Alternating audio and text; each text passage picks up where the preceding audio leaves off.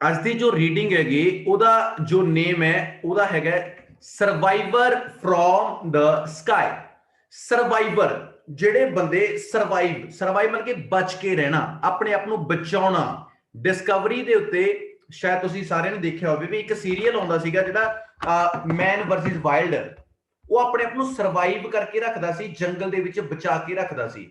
ਮਤਲਬ ਕਿ ਅੱਜ ਆਪਣੇ ਕੋਲੇ ਇੱਕ ਪੈਰਾ ਛੋਟਾ ਜਿਹਾ, ਦੂਜਾ ਪੈਰਾ, ਤੀਜਾ ਪੈਰਾ, ਤਿੰਨ ਪੈਰੇ, ਚੌਥਾ, ਪੰਜਵਾਂ, ਛੇਵਾਂ, ਸੱਤਵਾਂ, 7 ਮੇਰੇ ਕੋਲੇ ਸਟੈਂਜਾਸ ਨੇ, 7 ਪੈਰੇ ਨੇ ਮੇਰੇ ਕੋਲੇ। ਉਸ ਤੋਂ ਬਾਅਦ ਮੈਂ ਤੁਹਾਨੂੰ ਆਨਸਰ ਨਹੀਂ ਆਨਸਰ ਪਹਿਲਾਂ ਮੈਂ ਆਨਸਰ ਨਹੀਂ ਲਿਖਾਉਣਾ ਕਿਉਂਕਿ ਲੱਗੇ ਹੋਏ ਨੇ, ਮੈਂ ਉਹ ਇਰੇਜ਼ ਕਰ ਦੂੰਗਾ। ਪਹਿਲਾਂ ਕੀ ਕਰਦਾ, ਮੈਂ ਤੁਹਾਨੂੰ ਇਹਨੂੰ ਪੜਾਉਣਾ ਬਹੁਤ ਅੱਛੇ ਤਰੀਕੇ ਨਾਲ। ਉਸ ਤੋਂ ਬਾਅਦ ਜਿੰਨੇ ਵੀ ਕੁਐਸਚਨ ਹੋਣਗੇ ਮੈਂ ਤੁਹਾਨੂੰ ਕਹੂੰਗਾ ਕਿ ਤੁਸੀਂ ਸੋਲਵ ਕਰੋ, ਤੇ ਫਿਰ ਤੁਸੀਂ ਕੌਨਫੀਡੈਂਸ ਦੇਖਿਓ ਵੀ ਰਮਨ ਸਰ ਕੀ ਹੈ, ਕੌਨਫੀਡੈਂਸ ਕਿੱਥੋਂ ਲਿਆਤਾ ਹੈ। ਚਲੋ ਇੱਕ ਪੈਰਾ ਸਟਾਰਟ ਕਰਦਾ ਮੈਂ। ਕਹਿੰਦਾ ਤੇ ਜਦੋਂ ਵੀ ਨਾ ਹੈਡਿੰਗ ਪੜ੍ਹਦੇ ਹੁੰਦੇ ਜਿਵੇਂ survivor from the sky, sky ਹੋ ਗਿਆ ਆਸਮਾਨ, ਸਰਵਾਈਵਰ ਹੋ ਗਿਆ ਆਪਣੇ ਆਪ ਨੂੰ ਬਚਾਉਣਾ। ਮਤਲਬ ਕਿ ਆਪਾਂ ਨੂੰ ਇਹ ਪਤਾ ਲੱਗਾ ਕਿ ਸਾਰੀ ਸਟੋਰੀ ਦੇ ਵਿੱਚ ਕੋਈ ਆਸਮਾਨ ਤੋਂ ਬੰਦਾ ਬਚਿਆ, ਉਹਦੀ ਜ਼ਿੰਦਗੀ ਦੀਆਂ ਗੱਲਾਂ ਨੇਗੀਆਂ। In a remarkable documentary, Wings of Hope, German director Werner Herzog recounts the true story of an 18-year-old girl. ਇੱਕ 18 ਸਾਲ ਦੀ ਇੱਕ ਕੁੜੀ ਦੀ ਗੱਲ ਹੈ। The sole survivor of a plane crash in Amazon jungle in 1971. 1971 ਦੇ ਵਿੱਚ ਅਮਾਜ਼ਨ ਜੰਗਲ ਦੇ ਵਿੱਚ ਇੱਕ ਪਲੇਨ ਕ੍ਰੈਸ਼ ਹੋਇਆ ਸੀਗਾ। ਇਹ ਉਹ ਕੁੜੀ ਦੀ ਗੱਲ ਹੈ ਜਿਹੜੀ 18 ਸਾਲ ਦੀ ਸੀ ਉਦੋਂ। 29 ईयर लेटर, 29 साल बाद, उस तो 29 साल बाद later Herzog returns to the jungle with the Julian Koepke। ਉਹ ਕੁੜੀ ਸੀ ਜਿਹੜੀ ਨਾ ਪਹਿਲਾਂ ਉਹ 18 ਸਾਲ ਦੀ ਸੀ ਜਦੋਂ ਪਲੇਨ ਕ੍ਰੈਸ਼ ਹੋਇਆ ਸੀਗਾ। ਹੁਣ ਉਹ 29 ਸਾਲਾਂ ਬਾਅਦ ਉਹਦੀ ਉਮਰ ਲਗਭਗ 46 ਸਾਲ ਦੇ ਨੇੜੇ ਹੋ ਗਈ, ਤੇ ਜਿਹੜਾ ਉਹਦਾ ਪ੍ਰੋਫੈਸ਼ਨ ਹੈ ਉਹ 올ਡ ਬਾਇਓਲੋਜਿਸਟ ਹੈ। ਬਾਇਓਲੋਜਿਸਟ ਸਮਝਦੇ ਨਾ, ਉਹਦਾ ਕੋਈ ਪ੍ਰੋਫੈਸ਼ਨ ਹੈਗਾ। And she tells her amazing story on film.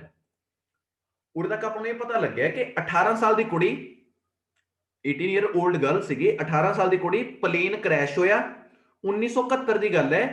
ਉਸ ਤੋਂ ਬਾਅਦ ਹੁਣ ਉਹਦੀ ਉਮਰ ਹੈ 46 ਸਾਲ, ਤੇ ਉਹ ਬਾਇਓਲੋਜਿਸਟ ਹੈ, ਤੇ ਉਹਦੇ ਤੇ ਇੱਕ ਮੂਵੀ ਬਣਾਈ ਸੀ, ਤੇ ਉਹਦੀ ਇੱਕ ਕਹਾਣੀ ਹੈ, ਉਹਨੂੰ ਦੱਸਿਆ ਜਾ ਰਿਹਾ ਹੈ। Is it fine? Thumbs up. ਚਲੋ ਹੁਣ ਆਪਾਂ ਪੈਰਾਗ੍ਰਾਫ 2 ਪੜ੍ਹਦੇ ਹਾਂਗੇ। Julian had just graduated from high school in Lima. एक कुड़ी है ਜਿਹੜੀ ਉਹਦਾ ਨਾਮ ਹੈ ਜੂਲੀਅਨ ਹੈ, ਉਹਨੇ ਗ੍ਰੈਜੂਏਟ ਪਾਸ ਕਰੀ ਇੱਕ ਸਕੂਲ ਲਿਮਾ ਦੇ ਵਿੱਚ ਜਗ੍ਹਾ ਹੈ। Peru and with her mother was flying out to spend Christmas at her father research station in the jungle. ਉਹਦੇ ਫਾਦਰ ਦਾ ਨਾ ਇੱਕ ਰਿਸਰਚ ਸਟੇਸ਼ਨ ਸੀਗਾ ਜੰਗਲ ਦੇ ਵਿੱਚ, ਉਹ ਉੱਥੇ ਜਾ ਰਹੇ ਸੀਗੇ ਪਲੇਨ ਦੇ ਵਿੱਚ ਬਹਿ ਕੇ। A half hour into the flight, they encountered a horrific storm। ਅੱਧੇ ਘੰਟੇ ਬਾਅਦ ਇੱਕ ਤੂਫਾਨ ਹੈ ਜਿਹੜਾ ਉਹਨਾਂ ਨੂੰ ਪਲੇਨ ਦੇ ਵਿੱਚ ਬੈਠਿਆਂ ਨੂੰ ਫੀਲ ਹੋਇਆ। In the midst of a wild turbulence, the plane was struck by lightning and fell into nosedive। ਦੋ ਕਾਰਨ ਸੀਗੇ, ਇੱਕ ਤਾਂ ਸਟਾਰਮ ਆ ਗਿਆ, ਤੂਫਾਨ ਆ ਗਿਆ, ਤੇ ਦੂਜਾ ਲਾਈਟਿੰਗ, ਬਿਜਲੀ ਉਹਦੇ ਪਲੇਨ ਦੇ ਉੱਤੇ ਵੱਜੀ, ਤੇ ਜਿਹੜਾ ਪਲੇਨ ਹੈ fell into nose dive। nose dive ਹੁੰਦਾ ਕਿ ਨੱਕ ਪਰਨੇ, ਜਿਹੜਾ ਪਲੇਨ ਹੈ ਉੱਪਰ ਤੋਂ ਥੱਲੇ ਐਵੇਂ ਡਿੱਗ ਗਿਆ। Passengers screamed as baggage flew around the compartment. ਹੁਣ ਡੈਫੀਨਿਟਲੀ ਜਦੋਂ ਜਹਾਜ਼ ਸੀਗਾ ਉੱਪਰੋਂ ਥੱਲੇ ਆ ਰਿਹਾ ਹੈਗਾ, ਉਹ ਟੁੱਟ ਗਿਆ, ਤਾਂ ਜਿਹੜੇ ਸਮਾਨ ਸੀ ਲੋਕਾਂ ਦਾ ਉਹ ਹਵਾ 'ਚ ਉੱਡ ਰਿਹਾ ਹੈਗਾ। then the plane broke into pieces। ਜਿਹੜਾ ਜਹਾਜ਼ ਹੈ ਨਾ, ਤੁਸੀਂ ਫੀਲ ਕਰਕੇ ਦੇਖੋ ਕਿ ਹਵਾ 'ਚ ਉੱਡ ਰਿਹਾ ਜਹਾਜ਼, ਪੀਸਿਸ 'ਚ ਹੋ ਗਿਆ, ਟੁੱਟ ਗਿਆ। And suddenly Julian found herself outside free falling 30,000 feet। Julian ਜਹਾਜ਼ ਦੇ ਵਿੱਚ ਬੈਠੀ ਸੀਗੀ 30,000 ਫੁੱਟ ਦੇ ਉੱਪਰ। ਉਹਨੂੰ ਆਪਣੇ ਆਪ ਨੂੰ ਲੱਗਿਆ ਵੀ ਜਦੋਂ ਟੁੱਟ ਗਿਆ ਤਾਂ ਫ੍ਰੀ ਫਾਲਿੰਗ ਹੋ ਗਈ। ਫ੍ਰੀ ਫਾਲਿੰਗ ਕੀ ਕਿ ਹਵਾ ਦੇ ਵਿੱਚ ਰਹਿ ਗਈ ਉਹ ਤਾਂ। I was suspended in mid air। ਕਹਿੰਦੀ ਮੈਂ ਹਵਾ ਦੇ ਵਿੱਚ ਸੀ। Still in my seat, ਕਿਉਂਕਿ ਆਪਾਂ ਜਹਾਜ਼ 'ਚ ਜਦੋਂ ਬਹਿਨੇ ਨਾ ਆਪਾਂ ਬੈਲਟ ਲਾ ਕੇ ਬਹਿਨੇ ਹੁੰਦੇ ਆ। It was not so much that I had left the plane। ਕਹਿੰਦੀ ਇਹ ਨਹੀਂ ਸੀਗਾ ਕਿ ਮੈਂ ਜਹਾਜ਼ ਨੂੰ ਛੱਡਿਆ ਸੀਗਾ, but that the plane had left me। ਪਰ ਜਹਾਜ਼ ਮੈਨੂੰ ਛੱਡ ਗਿਆ ਉੱਤੇ ਕੱਲੀ ਨੂੰ।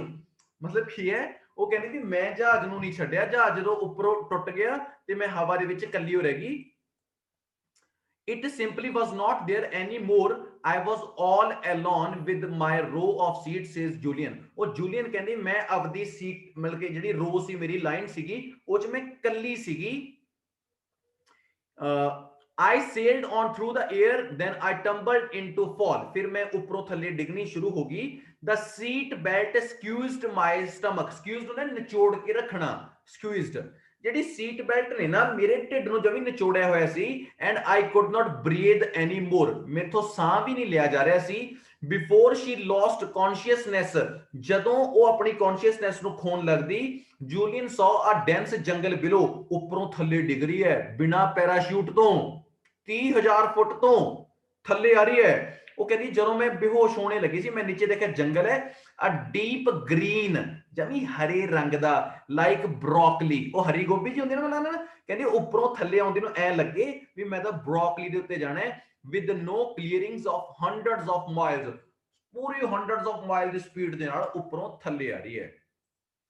ਸੁਣੋ, 18 ਸਾਲ ਦੀ ਕੁੜੀ 46 ਸਾਲ ਦੀ ਬਾਇਓਲੋਜਿਸਟ ਬਣ ਗਈ. ਜਹਾਜ਼ ਜਾ ਰਹੀ ਸੀ ਆਪਦੇ ਫਾਦਰ ਨੂੰ ਮਿਲਣ. ਛੁੱਟੀਆਂ ਦਾ ਟਾਈਮ ਸੀ, ਗ੍ਰੈਜੂਏਟ ਦਾ. ਜਹਾਜ਼ ਉੱਡਦਾ ਜਾ ਰਿਹਾ ਸੀ. ਸਟਾਰਮ ਆਇਆ, ਲਾਈਟਿੰਗ ਆਈ, ਜਹਾਜ਼ ਟੁੱਟ ਗਿਆ ਹਵਾ ਦੇ ਵਿੱਚ. 30,000 ਫੁੱਟ ਤੋਂ ਉੱਪਰ ਜਮੀ ਫ੍ਰੀ ਫਾਲਿੰਗ ਹੋ ਗਈ. ਤੇ ਉਹ ਕਹਿੰਦੀ ਵੀ ਮੈਂ ਕਾਫੀ, ਹਾਂਜੀ ਹਾਂਜੀ, ਮੈਂ ਕਹਿੰਦੀ ਜਹਾਜ਼ ਨੂੰ ਮੈਂ ਨਹੀਂ ਛੱਡਿਆ, ਜਹਾਜ਼ ਮੈਨੂੰ ਛੱਡ ਕੇ ਭੱਗ ਗਿਆ, ਹਨਾ. ਤੇ ਹੁਣ ਤੁਸੀਂ ਜਿੱਥੇ ਜਿੱਥੇ ਸਾਰੇ ਬੈਠੇ ਹੋ ਨਾ, ਤੁਸੀਂ ਇੱਕ ਵਾਰ ਫੀਲ ਕਰਕੇ ਦੇਖੋ ਵੀ ਆਪਾਂ ਇਸ ਟਾਈਮ ਜਹਾਜ਼ 'ਚ ਬੈਠੇ ਆ, 30,000 ਉੱਤੇ ਆ, ਤੇ ਬਿਨਾਂ ਪੈਰਾਸ਼ੂਟ ਤੋਂ ਮੈਂ ਕਹਿੰਦਾ ਕੁਰਸੀ ਦੇ ਹਿਸਾਬ ਨਾਲ ਕਹਿੰਦਾ ਨਿਚੋੜਿਆ ਪਿਆ ਉਹਨੇ. ਐਕਸਕਿਊਜ਼ ਹੁੰਦੇ ਨਿਚੋੜ ਕੇ ਰੱਖਣਾ, ਸਾਹ ਵੀ ਨਹੀਂ ਆ ਰਿਹਾ. ਤੇ ਕਹਿੰਦੀ ਜਦੋਂ ਮੈਂ ਉੱਪਰੋਂ ਥੱਲੇ ਦੇਖਿਆ ਨਾ, ਫਿਰ ਮੈਨੂੰ ਲੱਗਿਆ ਓ ਮਾਈ ਗॉड ਇਟਸ ਅ ਬ੍ਰੋਕਲੀ. ਕਹਿੰਦੀ ਬ੍ਰੋਕਲੀ ਨਹੀਂ ਸੀਗਾ, ਉਹ ਜੰਗਲ ਸੀਗਾ. ਉਰੇ ਤੱਕ ਕਹਾਣੀ ਮੈਨੂੰ ਲੱਗਦਾ ਬਹੁਤ ਅੱਛੇ ਤਰੀਕੇ ਨਾਲ ਕਲੀਅਰ ਹੋ ਗਈ. ਚਲੋ ਅਗਲਾ ਪੈਰਾ ਪੜ੍ਹਦੇ ਆ. ਹਾਂ, somehow miraculously, ਕਹਿੰਦੀ ਵਾਓ, ਇੱਕ miraculously ਕੋ ਕਰਿਸ਼ਮਾ ਹੋ ਗਿਆ. Julian survived that fall from the sky. ਉੱਪਰੋਂ ਡਿੱਗ ਕੇ ਬਚ ਗਈ, ਉੱਪਰੋਂ ਡਿੱਗ ਕੇ ਬਚ ਗਈ. In the film she speculate on a number of factors which may have combined to save her. ਹੁਣ ਉਹਨੇ ਇਹ ਦੱਸਿਆ ਕਿ ਮੈਨੂੰ ਕਿਹੜੀਆਂ ਕਿਹੜੀਆਂ ਚੀਜ਼ਾਂ ਨੇ ਬਚਾਇਆ, ਮੈਂ ਕਿਵੇਂ ਬਚੀ ਆ, ਉਹ ਦੱਸੂਗੀ. First, the storm had produced a strong updraft from the thunder clouds. ਕਹਿੰਦੀ ਪਹਿਲਾਂ ਤਾਂ ਮੈਂ ਉੱਪਰੋਂ ਨਾ ਥੰਡਰ ਕਲਾਊਡਸ ਦੇ ਵਿੱਚ ਵੱਜੀ. ਜਿਹੜੇ ਆਪਣਾ ਬੱਦਲ ਸੀਗੇ, ਜਿਹੜੇ ਤੂਫਾਨੀ ਬੱਦਲ ਸੀਗੇ, ਪਹਿਲਾਂ ਤਾਂ ਮੈਂ ਉਹਨਾਂ 'ਚ ਵੱਜੀ. Secondly, being stabbed into my row of seats, she was aware of falling in a spiraling movement like a maple seed pod. ਜਦੋਂ ਕੁਰਸੀ ਤੇ ਆਪਣੀ ਢਿੱਡ ਤੇ ਉਹਦੇ ਬੈਲਟ ਬੰਨੀ ਹੋਈ ਹੈ, ਉੱਪਰੋਂ ਥੱਲੇ ਆ ਰਹੀ ਹੈ, ਉਹ ਕਹਿੰਦੀ ਮੈਨੂੰ ਆਪਣੀ ਪੋਜੀਸ਼ਨ ਦਾ ਵੀ ਪਤਾ ਸੀ ਵੀ ਮੈਂ ਕਿਸ ਤਰੀਕੇ ਨਾਲ ਡਿੱਗੂਗੀ. ਕਿਉਂਕਿ ਮੰਨ ਕੇ ਚੱਲੋ ਯਾਰ, ਕੋਈ ਬੰਦਾ ਦੂਜੀ ਮੰਜ਼ਿਲ ਤੋਂ ਡਿੱਗ ਰਿਹਾ, ਤੀਜੀ ਮੰਜ਼ਿਲ ਤੋਂ ਡਿੱਗ ਰਿਹਾ, ਚੌਥੀ ਮੰਜ਼ਿਲ ਤੋਂ ਡਿੱਗ ਦੇਗਾ, ਉਹਨੂੰ ਇੰਨਾ ਟਾਈਮ ਨਹੀਂ ਹੁੰਦਾ ਸੋਚਣ ਦਾ, ਉਹਨੂੰ ਇਹ ਨਹੀਂ ਪਤਾ ਹੁੰਦਾ, ਤਾਂ ਨਾਲ ਦੇ ਥੱਲੇ ਆ ਕੇ ਖੜਕਾ ਹੋ ਜਾਂਦਾ. ਇਹ ਤਾਂ ਆਰਾਮ ਨਾਲ 30,000 ਫੁੱਟ ਤੋਂ ਮਾੜਾ ਮੋਟਾ 1-2 ਮਿੰਟ ਤਾਂ ਲੱਗਿਆ ਹੀ ਹੋਣਾ, ਘੱਟੋ ਘੱਟ 30-40 ਸੈਕਿੰਡ, 1 ਮਿੰਟ ਤਾਂ ਲੱਗਿਆ ਹੋਣਾ ਉੱਪਰੋਂ ਥੱਲੇ. ਕਹਿੰਦੀ ਮੈਂ ਆਪਣੀ ਪੋਜੀਸ਼ਨ ਨੂੰ ਇਹੋ ਜਿਹੇ ਤਰੀਕੇ ਨਾਲ ਬਣਾਇਆ ਹੋਇਆ ਸੀਗਾ. ਤੇ ਉਸ ਤੋਂ ਬਾਅਦ then hitting a canopy of trees. ਇੱਕ ਟਰੀਜ਼ ਇਹੋ ਜਿਹੇ ਸੀਗੇ ਜਿਹੜੇ ਕੈਨੋਪਾਈ, ਜਿਨ੍ਹਾਂ ਦੇ ਮਤਲਬ ਡਾਣੀਆਂ ਡੂਣੀਆਂ ਵੱਡੀਆਂ ਨਹੀਂ ਸੀਗੀਆਂ, ਜਿਵੇਂ ਕੇਲੇ ਦਾ ਨਹੀਂ ਹੁੰਦਾ ਬਿਨਾ ਲੱਕੜ ਜਿਹੜਾ, ਇਹੋ ਜਿਹੇ ਦਰਖਤ ਸੀਗੇ. she tumbled through a maze of vines. maze of vines ਨੇ ਕੋਈ soft trees ਹੋਣਗੇ ਇਹ, which slowed her landing in deep mud. ਇਹ ਵੀ ਸ਼ੁਕਰ ਹੈ ਪ੍ਰਮਾਤਮਾ ਦਾ, ਥੱਲੇ ਚਿੱਕੜ ਸੀਗਾ, ਮੱਡ ਸੀਗਾ. ਪਹਿਲਾ ਬੱਦਲਾਂ 'ਚ ਵੱਜੀ, ਦੂਜਾ ਉਹਨੇ ਕਿਹਾ ਵੀ ਮੈਨੂੰ ਅਵੇਅਰ ਸੀ ਮੈਂ ਕਿਸ ਤਰੀਕੇ ਨਾਲ ਡਿੱਗਣਾ ਹੈਗਾ. ਤੀਜਾ ਮੇਜ਼ ਆਫ ਵਾਈਨਸ, ਜਦੋਂ ਦਰਖਤਾਂ ਦੇ ਵਿੱਚ ਵੱਜਦੀ ਸਲੋ ਹੋ ਕੇ ਮੇਰੀ ਲੈਂਡਿੰਗ ਸਲੋ ਹੋ ਗਈ, ਤੇ ਜਦੋਂ ਥੱਲੇ ਆਈ ਤਾਂ ਮੈਂ ਡੀਪ ਮੱਡ ਦੇ ਵਿੱਚ ਆ ਕੇ ਡਿੱਗੀ. ਉਰੇ ਤੱਕ ਮੈਂ ਕਹਿੰਦਾ ਵੀ ਸਟੋਰੀ ਲੱਗ ਰਹੀ ਹੋਣੀ ਪਤਾ ਵੀ ਇਟਸ ਓਕੇ. ਜੂਲੀਅਨ ਬੜੇ ਆਰਾਮ ਨਾਲ, ਕਿਸੇ ਨੂੰ ਉਰੇ ਤੱਕ ਕੋਈ ਡਾਊਟ ਹੈ ਤਾਂ ਪੁੱਛ ਸਕਦਾ ਹੈ, ਠੀਕ ਹੈ. ਚਲੋ ਹੁਣ ਆਪਾਂ ਇਸ ਨੂੰ ਅੱਗੇ ਕਰਦੇ ਹਾਂ, ਤੇ ਮੈਂ ਤੁਹਾਨੂੰ ਇਹ ਦਿਖਾਊਂਗਾ ਵੀ ਸਰ ਰੀਡਿੰਗ ਇੰਨੀ ਸੌਖੀ ਹੈ, ਪੜਾਉਣ ਦਾ ਤਰੀਕਾ ਹੈਗਾ ਇਹ, ਬਸ. ਚਲੋ ਜੀ ਅਗਲੇ ਪੈਰੇ ਦੇਖਦੇ ਹਾਂ. ਬਸ ਆ ਰਹਿ ਗਿਆ, ਨਿਬੇੜ ਦੂੰਗਾ ਮੈਂ. ਤੇ ਇੱਕ ਗੱਲ ਸੁਣ ਲਓ, ਮੈਂ ਤੁਹਾਨੂੰ ਸਲੋ ਪੜ੍ਹਾ ਰਿਹਾ ਕਿਉਂਕਿ ਮੈਂ ਤੁਹਾਨੂੰ ਕੱਲੀ ਕੱਲੀ ਚੀਜ਼ ਨੂੰ ਐਕਸਪਲੇਨ ਕਰ ਰਿਹਾ ਹੈਗਾ. ਜਦੋਂ ਤੁਸੀਂ ਆਪ ਪੜੋਗੇ, ਤੁਹਾਡੀ ਹੈਬਿਟ ਬਣ ਜਾਊਗੀ ਨਾ, ਤੁਸੀਂ ਫਾਸਟ ਪੜ੍ਹ ਕੇ ਇਹਨੂੰ 10 ਮਿੰਟ 'ਚ ਰੀਡ ਕਰ ਸਕਦੇ ਹੋ ਪੂਰੇ ਨੂੰ, ਠੀਕ ਆ. But surviving the fall through miracles in itself was just a beginning. ਹਲੇ ਤਾਂ ਸ਼ੁਰੂਆਤ ਸੀ ਇਹ, ਕੋਈ ਗੱਲ ਨਹੀਂ, ਫਿਰ ਕਿਉਂ ਕਿ ਬਚ ਗਈ, ਹਲੇ ਹੋਰ ਕੁਝ ਤਾਂ ਦੇਖਦੇ ਆਪਾਂ ਕੀ ਕੁਝ ਹੋਊਗਾ. ਚਲੋ ਇਹਨਾਂ ਪੂਰੇ ਰੱਖਦੇ ਹਾਂ, ਠੀਕ ਹੈ. ਕਹਿੰਦਾ when Julian awoke hours later, ਜਦੋਂ ਘੰਟਿਆਂ ਬਾਅਦ ਉੱਠੀ, ਵੈਟ ਗਿੱਲੀ ਸੀ, covered with mud, covered with mud ਕੀ ਹੋ ਗਿਆ ਕਿ ਚੱਕੜ ਨਾਲ ਲਿਬੜੀ ਹੋਈ ਸੀ, she was strapped to her seat, ਹਲੇ ਵੀ ਸੀਟ ਨਾਲ ਬੰਨੀ ਹੋਈ ਸੀ, ਸਟੈਗਰਿੰਗ ਟੂ ਹਰ ਫੀਟ, ਜਦੋਂ ਉਹਨੇ ਆਪਣੇ ਪੈਰ ਨੂੰ ਹਿਲਾਇਆ, ਸ਼ੀ ਅਸੈਸਡ ਹਰ ਇੰਜਰੀਜ਼, ਹੁਣ ਉਹਨੂੰ ਬਾਅਦ ਚ ਵੀ ਪਤਾ ਲੱਗਣਗੀਆਂ ਨਾ ਵੀ ਕਿਹੜੀਆਂ ਕਿਹੜੀਆਂ ਸੱਟਾਂ ਲੱਗੀਆਂ ਨੇਗੀਆਂ, ਫ੍ਰੈਕਚਰਡ ਬੋਨ ਇਨ ਦਾ ਨੈਕ, ਨੰਬਰ 1 ਤੇ ਕਿਹੜੀ ਸੱਟ ਹੈ ਧਿਆਨ ਨਾਲ ਦੇਖ ਲਿਓ, ਇਹ ਕੰਮ ਆਉਣਗੀਆਂ ਗੱਲਾਂ, ਇਹੀ ਪੁਆਇੰਟਸ ਹੁੰਦੇ ਨੇ, ਨੈਕ ਦੇ ਉੱਤੇ ਫ੍ਰੈਕਚਰਡ ਬੋਨ ਸੀ, ਮਤਲਬ ਕਿ ਗਰਦਨ ਦੀ ਹੱਡੀ ਟੁੱਟੀ ਹੈ। ਕਨਕਿਊਜ਼ਨ, ਇਹ ਕਨਕਿਊਜ਼ਨ ਹੁੰਦਾ ਬੱਚੇ ਜਿਹੜੀਆਂ ਦਿਮਾਗ ਤੇ ਸੱਟਾਂ ਵੱਜਦੀਆਂ ਨੇ ਨਾ, ਉਹਨੂੰ ਕਨਕਿਊਜ਼ਨ ਕਹਿੰਦੇ ਨੇਗੇ। ਇੱਕ ਤਾਂ ਨੈਕ ਤੇ ਹੱਡੀ ਟੁੱਟ ਗਈ, ਇੱਕ ਕਨਕਿਊਜ਼ਨ ਹੋ ਗਿਆ, ਹੋਰ ਕੀ ਕੀ ਹੋਇਆ, ਡੀਪ ਕਟਸ, ਕਿੱਥੇ ਆਏ ਨੇ ਡੀਪ ਕੱਟ, ਇਨ ਹਰ ਲੈਗ ਤੇ ਬੈਕ, ਲੈਗ ਤੇ ਬੈਕ ਤੇ ਉਹਦੇ ਜਿਹੜੇ ਨੇ ਡੀਪ ਕੱਟ ਆ ਗਏ। ਸ਼ੀ ਵਾਸ ਆਲਸੋ ਇਨ ਸ਼ੌਕ, ਡੈਫੀਨਿਟਲੀ ਸ਼ੌਕ ਚ ਹੋਗੀ, ਲੋਸਟ ਐਂਡ ਟੋਟਲੀ ਅਲੋਨ ਇਨ ਅਮਾਜ਼ਨ ਜੰਗਲ, ਹੁਣ ਅਮਾਜ਼ਨ ਦੇ ਜੰਗਲ ਦੇ ਵਿੱਚ ਉੱਪਰੋਂ ਕੱਲੀ ਥੱਲੇ ਆ ਕੇ ਡਿੱਗੀ ਤੇ ਕਿੰਨਾ ਔਖਾ ਹੈਗਾ, ਉੱਪਰੋਂ ਤਾਂ ਬਚ ਗਈ ਤੇ ਨੀਚੇ ਮੈਂ ਕਹਿੰਦਾ ਬੈਠੇ ਨੇ ਸ਼ੇਰ ਉਰੇ, ਉਹ ਕਹਿ ਰਹੇ ਨੇ ਵੀ ਵੈਲਕਮ, ਹਨਾ। ਤਾਂ ਹੁਣ ਆਪਾਂ ਦੇਖਦੇ ਹਾਂ ਅੱਗੇ ਜੂਲੀਅਨ ਨਾਲ ਕੀ ਹੁੰਦਾ ਹੈਗਾ, ਆਹ ਪੈਰੇ ਨੂੰ ਪੜਨ ਤੋਂ ਬਾਅਦ ਤੁਹਾਡੇ ਤੋਂ ਮੈਂ ਪੁੱਛੂੰਗਾ। ਆਓ, ਇਹ ਬੜੀ ਇੰਪੋਰਟੈਂਟ ਲਾਈਨ ਹੈ, no doubt it was her familiarity, familiarity ਹੁੰਦੀ ਹੈ ਉਹਦੀ knowledge, ਉਹਦੀ ਜਾਣ ਪਛਾਣ, with the wilderness that enabled her to cope, ਆਹ cope ਦਾ ਮਤਲਬ ਮੈਂ ਤੁਹਾਨੂੰ ਕੱਲ ਦੱਸਿਆ ਨਾ, ਮੈਂ ਕਹੋਗੇ call cope, COPE, cope ਹੁੰਦਾ ਬਚਣਾ, ਤੇ COP cope ਹੁੰਦਾ ਪੁਲਿਸ, ਕਹਿੰਦਾ ਕੋਈ ਡਾਊਟ ਨਹੀਂ ਹੈਗਾ ਉਹਦੀ ਫੈਮਿਲਿਰਿਟੀ ਸੀ, ਮਤਲਬ ਕਿ ਉਹਨੂੰ ਜੰਗਲ ਬਾਰੇ ਨੌਲੇਜ ਸੀਗੀ, ਇਸ ਕਰਕੇ ਉਹ ਬਚ ਗਈ, ਉਹਨੂੰ ਭੇਤ ਸੀਗਾ ਕਿਉਂਕਿ ਉਹਦਾ ਡੈਡੀ ਸੀਗਾ ਜਿਹੜਾ ਉਹ ਰਿਸਰਚ ਸਟੇਸ਼ਨ 'ਚ ਸੀਗਾ, ਤੇ ਦੇਖਿਓ ਇੱਕ ਹਰ ਪੈਰੈਂਟਸ ਵਰ ਬਾਇਓਲੋਜਿਸਟ, ਉਹਦੇ ਪੈਰੈਂਟਸ ਬਾਇਓਲੋਜਿਸਟ ਸੀਗੇ, and Julian had grown up in the jungle, ਤੇ ਜੂਲੀਅਨ ਤਾਂ ਪਹਿਲੀ ਜੰਗਲ 'ਚ ਵੱਡੀ ਹੋਈ ਸੀ, ਹੁਣ ਜਿਹਦੇ ਘਰੇ ਟਰੈਕਟਰ ਖੜਾ ਹੁੰਦਾ ਨਾ ਉਹਨੂੰ ਡਰਾਈਵਿੰਗ ਸਕੂਲ ਤੇ ਜਾਣ ਦੀ ਲੋੜ ਨਹੀਂ ਹੁੰਦੀ, ਕਹਿਣ ਦਾ ਮਤਲਬ ਸਮਝ ਰਹੇ ਨਾ ਮੇਰੀ ਗੱਲ, ਵੀ ਜਦੋਂ ਜੂਲੀਅਨ ਦਾ ਡੈਡੀ ਜੰਗਲਾਂ 'ਚ ਰਿਹਾ ਹੋਇਆ, ਉਹਦੀ ਮੰਮੀ ਸਾਰੇ ਰਿਸਰਚਰਸ ਰਹੇ ਨੇ, ਉਹਨੂੰ ਕੋਈ ਡਰ ਨਹੀਂ ਸੀ ਇੰਨਾ, she realized her only hope was to follow a little stream of water nearby, ਉਹਨੂੰ ਇਹ ਪਤਾ ਸੀਗਾ ਵੀ ਜੇ ਬਚਣਾ ਹੈਗਾ ਤਾਂ ਜੰਗਲ ਦੇ ਵਿੱਚ ਕਿਤੇ ਨਾ ਕਿਤੇ ਸਟ੍ਰੀਮ, ਕੋਈ ਪਾਣੀ ਨੂੰ ਵਹਿੰਦੇ ਨੂੰ ਦੇਖੋ, ਟਰਸਟਿੰਗ ਦੈਟ, ਉਹਨੂੰ ਇੱਕ ਵਿਸ਼ਵਾਸ ਸੀ, it would eventually lead to a larger river and rescue, ਮਤਲਬ ਕਿ ਪਾਣੀ ਦੇ ਨਾਲ ਨਾਲ ਜਾਈ ਚਲੋ, ਫਿਰ ਇੱਕ ਬਹੁਤ ਵੱਡੀ ਰਿਵਰ ਤੱਕ ਆਪਾਂ ਪਹੁੰਚ ਸਕਦੇ ਹਾਂ ਤੇ ਫਿਰ ਆਪਾਂ ਬਚ ਸਕਦੇ ਹਾਂ ਜੇ ਜੰਗਲ ਚੋਂ ਬਾਹਰ ਨਿਕਲਣਾ ਹੈਗਾ। with no provisions dressed in the mini skirt, ਹੁਣ ਯਾਰ ਉਹਨੂੰ ਵਿਚਾਰੀ ਨੂੰ ਕੀ ਪਤਾ ਸੀ ਉੱਪਰ ਐ ਖੜਕਾ ਹੋ ਜਾਊਗਾ, ਉਹ ਤਾਂ ਆਰਾਮ ਨਾਲ ਜਹਾਜ਼ 'ਚ ਬੈਠੀ ਮਿਨੀ ਸਕਰਟ 'ਚ ਬੈਠੀ ਸੀਗੀ, she had worn on the plane, plane ਦੇ ਵਿੱਚ ਐਵੇਂ ਦੇ ਕੱਪੜੇ ਪਾ ਕੇ ਬੈਠੀ ਸੀ, and wearing just one shoe, ਮੈਂ ਕਹਿੰਦਾ ਫੈਸ਼ਨ ਦੀ ਪੱਟੀ ਸੀਗੀ ਹੈ ਨਾ, ਜਿਹੜੀ ਇੱਕੋ ਸ਼ੂ ਪਾ ਕੇ ਬੈਠੀ ਸੀਗੀ, ਫਿਰ ਟਾਈਮ ਹੀ ਨਹੀਂ ਦਿੱਤਾ ਨਾ ਦੂਜਾ ਸ਼ੂ ਪਾਉਣ ਦਾ,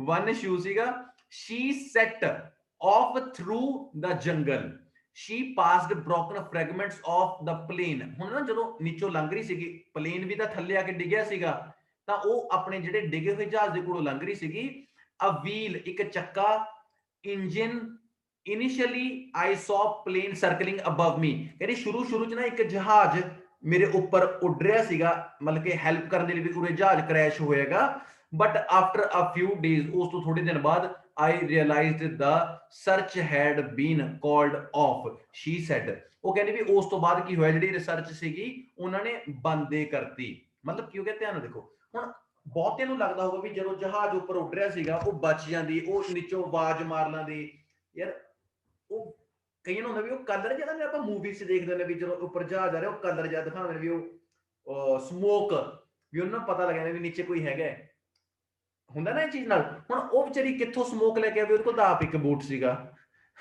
ਮਿਨੀ ਸਕਰਟ 'ਚ ਫਿਰਦੀ ਸੀਗੀ, ਉੱਪਰੋਂ ਤਾਂ ਡਿੱਗ ਕੇ ਬਚ ਗਈ, ਨੀਚੇ ਬੜਾ ਔਖਾ ਹੋ ਰਿਹਾ ਹੈਗਾ, ਉਰੇ ਤੱਕ ਸਟੋਰੀ ਬੜੇ ਤਰੀਕੇ ਨਾਲ ਸਮਝ ਆ ਰਹੀ ਹੋਣੀ, ਚਲੋ ਆ ਜਾਓ, ਬਸ ਆ ਦੋ ਪਹਿਰੇ ਰਹਿ ਗਏ, ਉਸ ਤੋਂ ਬਾਅਦ ਨਾਲ ਦੀ ਨਾਲ ਆਨਸਰ ਦਿਖਾਉਂਗਾ ਮੈਂ ਤੁਹਾਨੂੰ, ਕਹਿੰਦਾ surprisingly she felt no hunger, ਉਹਨੂੰ ਕੋਈ ਹੰਗਰ ਨਹੀਂ, ਕੋਈ ਭੁੱਖ ਨਹੀਂ ਲੱਗੀ, but as the days passed her health was deteriorating rapidly, ਜਦੋਂ ਜਦੋਂ ਮਤਲਬ ਕਿ ਐ ਲਾ ਲਓ ਦਿਨ ਲੰਘਦੇ ਗਏ ਉਹਦੀ ਹਾਲਤ ਹੈ ਜਿਹੜੀ ਉਹ ਖਰਾਬ ਹੁੰਦੀ ਗਈ, ਹੁਣ ਮੇਰਾ ਇੱਕ ਕੁਐਸਚਨ ਹੈ, ਉਹਨੂੰ ਭੁੱਖ ਕਿਉਂ ਨਹੀਂ ਲੱਗੀ, ਚਲੋ ਸੋਚੋ ਉਹਨੂੰ ਭੁੱਖ ਕਿਉਂ ਨਹੀਂ ਲੱਗ ਰਹੀ ਸੀ, मैं जिन्हों पूछूंगा रीजन कर सकते।